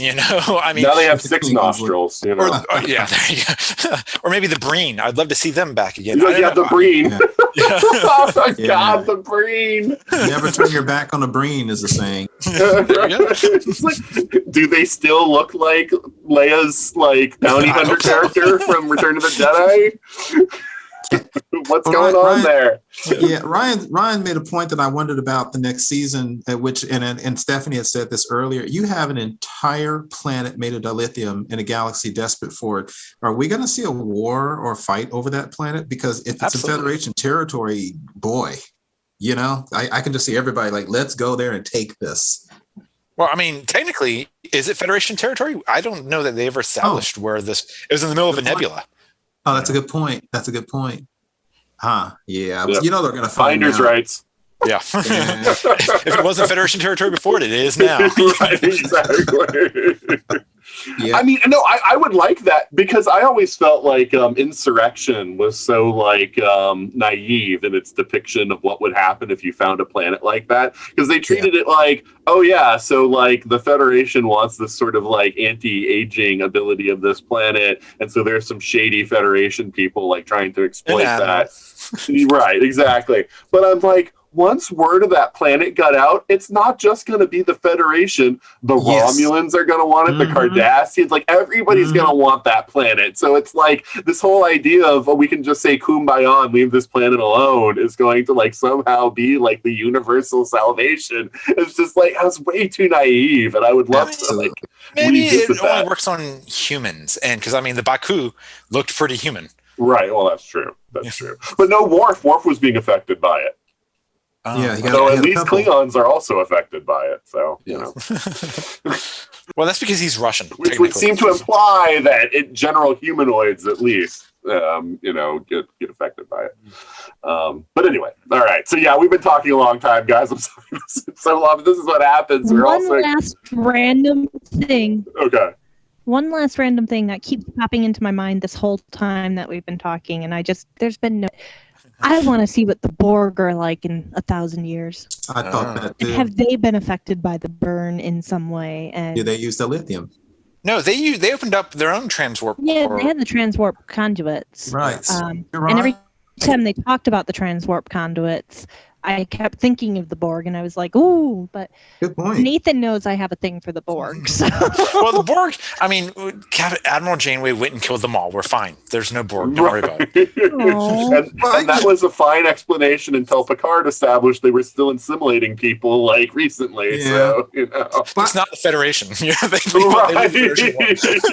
I've had the same thought as Stephanie, because obviously they haven't been a huge factor, at least in Federation space, but I was wondering the same thing. What happened to the Borg? And then back to the point, since they don't use dilithium and they're basically based in the Delta Quadrant, I wondered that too. Where are they? What are they doing now? Well, I almost think fighting off species 627. 472. I almost think that in 1,000 years' time, either the Borg have been annihilated or they would have assimilated everything by that point. So I don't know. Something happened. Yeah. But Brian, any last thoughts on Discovery Season 3? Basically, we've covered most of it. I feel like as far as soft reboots of a series go, they did pretty good. And I also feel like that their depiction of a collapsed Federation from an external cause, as opposed to Picard's from internal corruption, is way better. I wasn't a fan of the personal transporters. I hated those. Basically, I'm looking forward to... Something has to improve in 1,000 years, Ryan. Something has to improve. It just seems like there's so many... First off, everyone would be 100 pounds overweight. I go to the bathroom, I'm in bed. No way, I'm transporting there, I'm sorry. The people in Wall-E, right? Exactly, Wall-E. You're forgetting that they already just transport it out of their bladder or their bowels. So there you go. It's like you're having a bad hair day? No, I don't think so. Let me just load this buffer from when I had a great hair day yesterday. I get what you're saying as far as a problem with it in a story context, but in context of it's 1,000 years in the future, to me it made perfect sense that they've improved that technology. Yeah, McCoy's spinning in his grave. Okay. Yeah. Well, there's a whole realm to explore of ways that those can go wrong. That they could like have a whole series about transporter accidents in the future. I mean, that, they must be like, or they've completely perfected it. It's got to be like safer than a blender now at this point in time. But really, the only other things I want to say is I think next season I feel like, no offense to Tilly, but like, and they should have done it this season, but I'll settle for it next season. They need a Starfleet first officer who is from that time period. It makes no sense that they didn't have an onboard liaison, from the current time period. I didn't quite get that, so I think there's an opportunity there. Like they either should have split up the crew and put them on other ships, or if they're going to keep them together, that's fine. I get it. They work the spore drive best. They work together best. They needed to be integrated more into this current Starfleet, at least to some degree. And they could have snuck in there a first officer, who was raised then, whose loyalties were in question. Are they loyal to their captain, Saru, or are they loyal to the admiral? There's a dynamic that can be at play there. And I'm not a big fan of the new uniforms. I like the old ones better. No, not at all. Well, but see, here's the thing, Ryan. With the 15 million Star Trek series that we're going to see over the next 3 years, you're going to get those old uniforms plus these uniforms. You're going to have like basically a cornucopia of uniforms in different time periods. Uniforms. Pike's going to be in the new uniforms. Strange New Worlds will be in the new old uniforms. But then there's Section 31. I think the new old uniforms are the best uniforms we've seen in all of Star Trek. Like aside from maybe the red movie ones, I agree with that totally. Well, no. Mirror Universe Discovery uniforms are the best. Oh yeah, no, you're right there. Okay, so the top 3 uniforms are the red movie ones, the Mirror Universe Discovery, and the new old Pike uniform. I mean, it might be a horrible fascist society, but man, they have like the best tailors. Their fashion, best personal makeup artists, the best hairstylist. Yeah, that's great. All right, so Keith, final thoughts on season 3? I overall really liked it. I think moving to the future permanently was an absolutely bold move. As I kept watching the show, I literally kept saying, are they going to stay here? Because I had not watched the series for 2 or 3 years, I avoided every spoiler possible. I stayed off the internet. I literally didn't know what was happening. So the entire 3rd season, I honestly didn't know that it was a permanent move. I didn't know that. And so I thought that was an incredibly bold move. And while some of the technology might be, pushing it, like the weird non-attached nacelles and the personal transporters, I also give them credit for taking some bold steps and doing some technology. Because sometimes we always say, the Star Trek technology should have progressed a little further. And I think a lot of that was Roddenberry's vision. He was hugely about, it's not the tech, it's the humans. And so like, has there ever been a starship captain under the Roddenberry days who didn't live in a house where they didn't have technology? It was really weird. Every Star Trek person loves to live in a home where they don't have a lot of technology and they like to read books instead of pads. And so I give them credit for jumping to the future, and I give them credit for bringing in super technology, even if you may roll your eyes at it sometimes. I'm looking forward to the future. I'm looking forward to the answers that the burn extend throughout the entire galaxy. What about the races that don't use the lithium? I really want to see the Orion Syndicate come back in a different way. And I kind of hope there is something weird with the Federation where we find out, or like you were saying earlier, maybe there are little pockets or different factions of the Federation. Overall, I really liked it.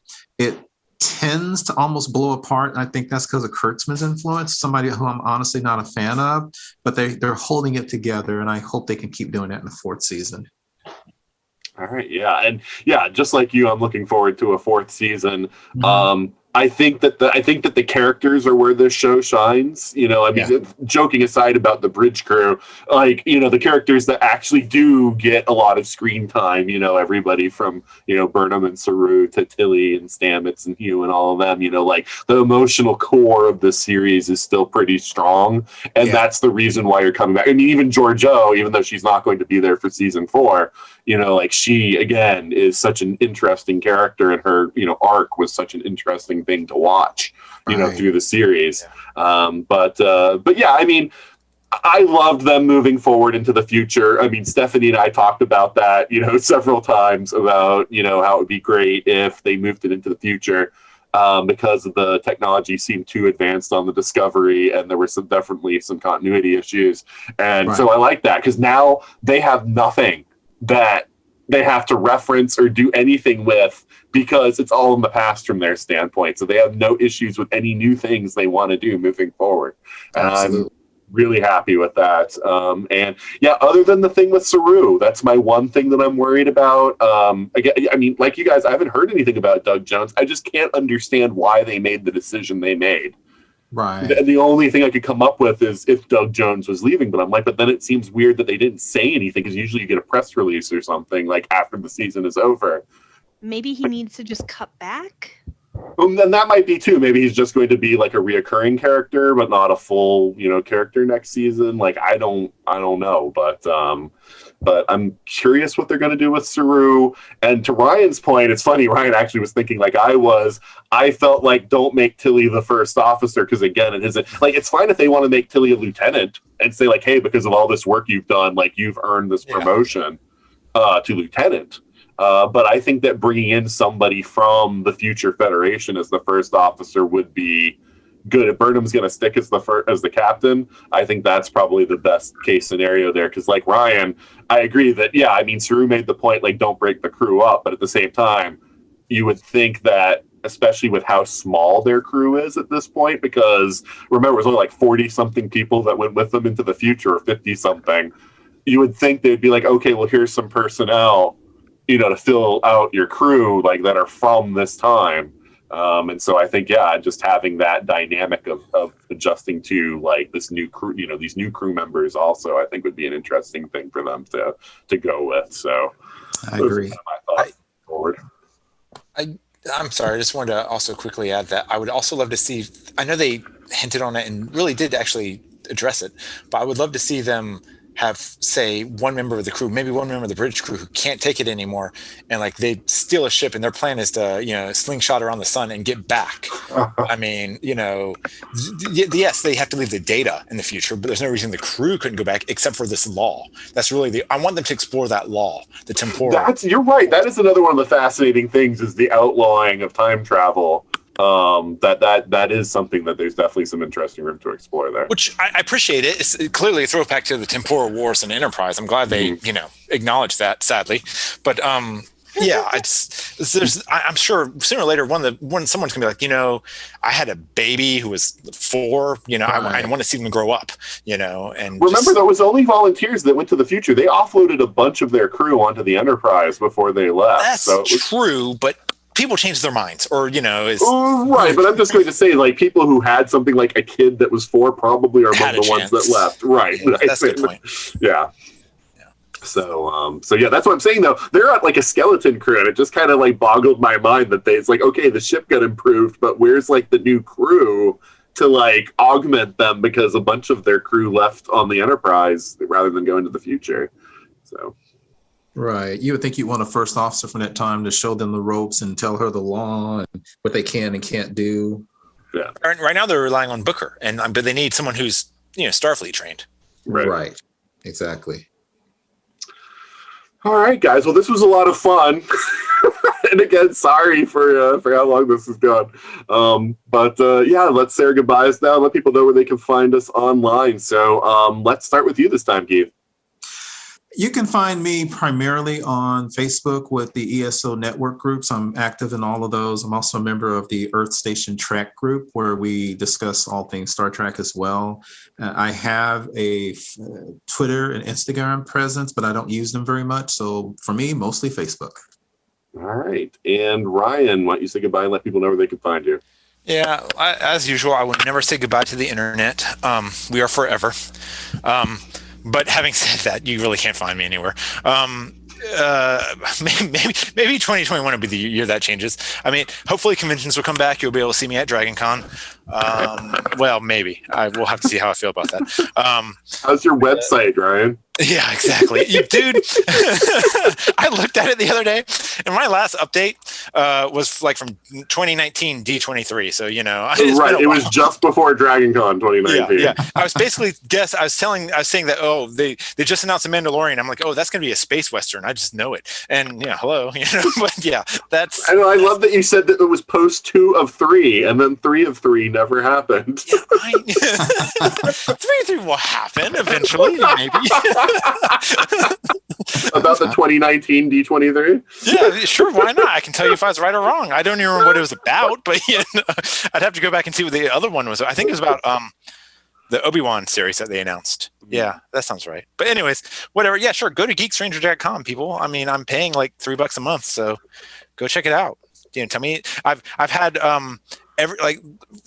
off topic a little bit, but like the past 2 weeks, I'm getting a lot of emails saying someone's trying to hack the password of it. Like 12 attempts to log into geekstranger.com. So if that's one of you guys listening, knock yourself out. I'll give you a clue. The password starts with the letter go. Okay. Okay. All right.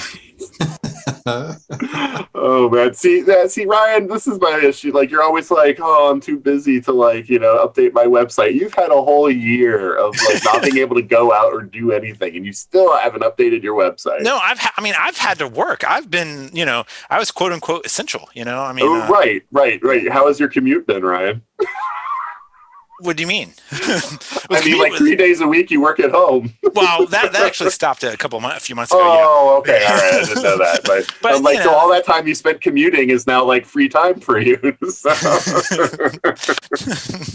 Well, let's just say work is work, whether I'm at home or actually in the lab. But yeah, But I know. I'll get around to it like when I'm old and gray. Nice. All right. Stephanie, why don't you say goodbye and let people know where they can find you? All right. Well, you can find me on Instagram as Witch's Teacup, where I post a little bit of tea, a little bit of magic, all that type of fun stuff. However, it doesn't translate well when spoken because it's witches as in possessive, not plural. But Instagram doesn't allow an apostrophe. So, yeah, that was poor planning on my thought for, when talking about it. Anyways, over on Twitter, you can find me as Alcrea. That's ALKREA. And on there, I am usually writing about writing. And Witch's Teacup is also over on Facebook and Twitter also, but they're the exact same things you'll find on Instagram. So that's about where you can find me. I've also got another podcast going with another friend of mine that focuses on sci-fi. We do a little bit more episodic dissections of series. More so clusters of episodes at least. Right now we're focusing on Babylon 5 and Battlestar Galactica, and it's called So Say We All. You can find us at So Say We All Cast. I'm pretty sure it's the same across Instagram, Twitter, and Facebook finally. I think the last time we talked I only had one of the three. I don't know. It's everywhere now. So yeah. Woo. That's where you can find me. All right. I'm not here talking with you. Okay. All right. Well, Stephanie, Ryan, and Keith, thank you so much for being on the show. Thanks for inviting me, guys. Really enjoyed it. Great time. Bye. Have a great night. So that's it for our Star Trek Discovery Season 3 episode. We hope that you liked it, and we hope that you like that we're doing a lot of Star Trek episodes in general, and you can let us know in a lot of different ways. One way is to email us at everything@42cast.com. Another one is to go to our Facebook at facebook.com/42cast. You can also tweet to us or go to our Instagram at 42cast on either of those platforms. Or you can go on Stitcher or Apple Podcasts and leave us a review. That way is definitely, the Apple Podcast way is definitely the best way to elevate our podcast in a way that more people will see it. Because the more reviews that we have, the more that Apple will show it on searches. And so even though that's kind of stinky in some ways, that's what we got to do to get our podcast promoted, I'd appreciate it if you'd do that, because I'd certainly be interested in having more listeners, but I'm also interested in having more feedback. And I really want to know what people think of the show, what they think of the kind of topics that we're getting into, and really, honestly, what you think about the dynamics on the show. particular guests that you like to see, or like to hear, I guess I should say, certain combinations of guests that you've noticed work particularly well, just anything like that. So yeah, just let us know and I'd appreciate it. I also want to let you know about the ESO Network Patreon. You can find that at patreon.com/ESO Network. You can see the different tiers. So if you have some funds to contribute and you see one of those tiers, something that you can afford, it gives you some benefits that you like. It helps all the shows on the network. So you can go check that out.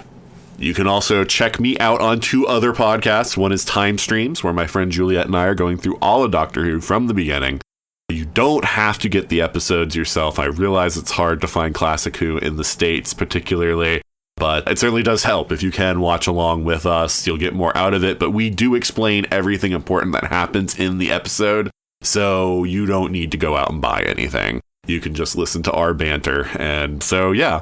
The other one is Legendary Forces, where Juliet and I again, but also with Joe, Ashley, and Corinne are going through all of Star Wars fictional media. That's all the movies, comics, novels, TV series, everything about that is Star Wars that takes place in the Star Wars universe, not things like documentaries or making of specials or things like that talked about the making of Star Wars. It's all the in-universe stuff.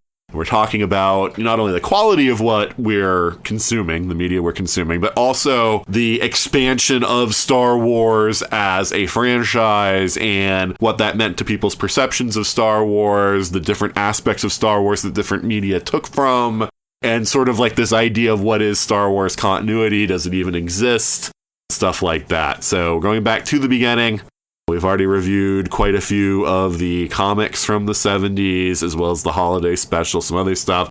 Those episodes will be coming shortly. Just want to let you know about that. But yeah, so that is Legendary Forces. In con news, it's still just Chicago TARDIS. I'd love to be able to say that maybe I can go to Dragon Con in 2022, but who knows what's going on there. Who knows what's going on for C2E2 or Wizard World in Chicago in 2022 also. I know Wizard World was purchased by another company, so I don't even know if their cons will even be called Wizard World anymore. And C2E2 normally is in the late winter, but this year is in December, in the late fall, because they basically postponed it for 18 months.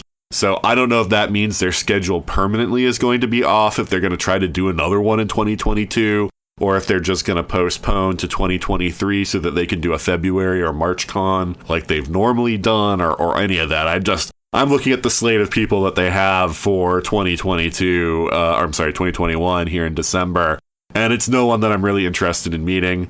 So it's kind of like, well, I probably would make the effort to go to C2E2 if they had some guests that I really wanted to meet, but I don't have anybody.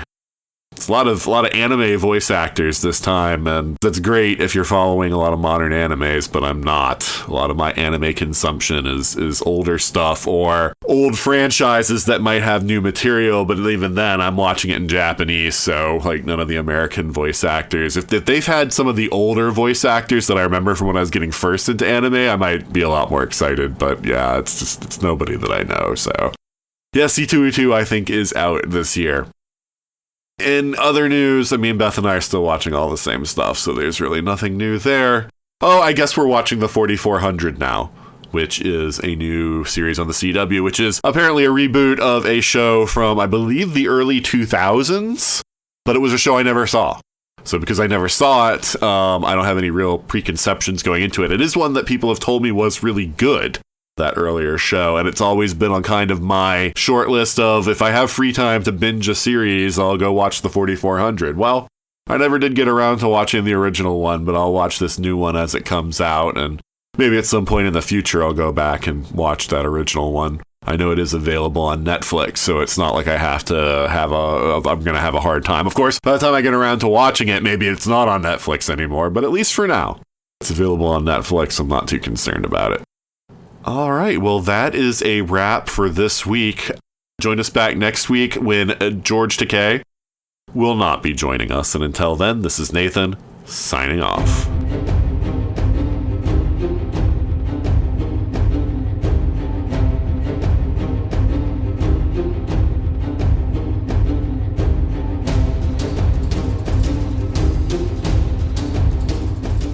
You have been listening to the 42 Cast, copyright 2021. Got a question for the ultimate answer? Contact us at everything@42cast.com. Theme music is Sharper Swords by Brandon Ellis. Check out more of his work at www.cityfires.com. The 42 Cast is a proud member of the ESO Network.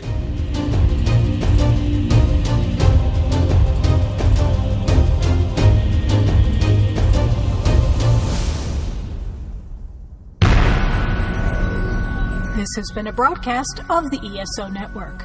Be part of the crew and help support our shows by donating to our ESO Patreon or by shopping at the TeePublic store, which can all be found at www.esonetwork.com. The ESO Network, your station for all things geek.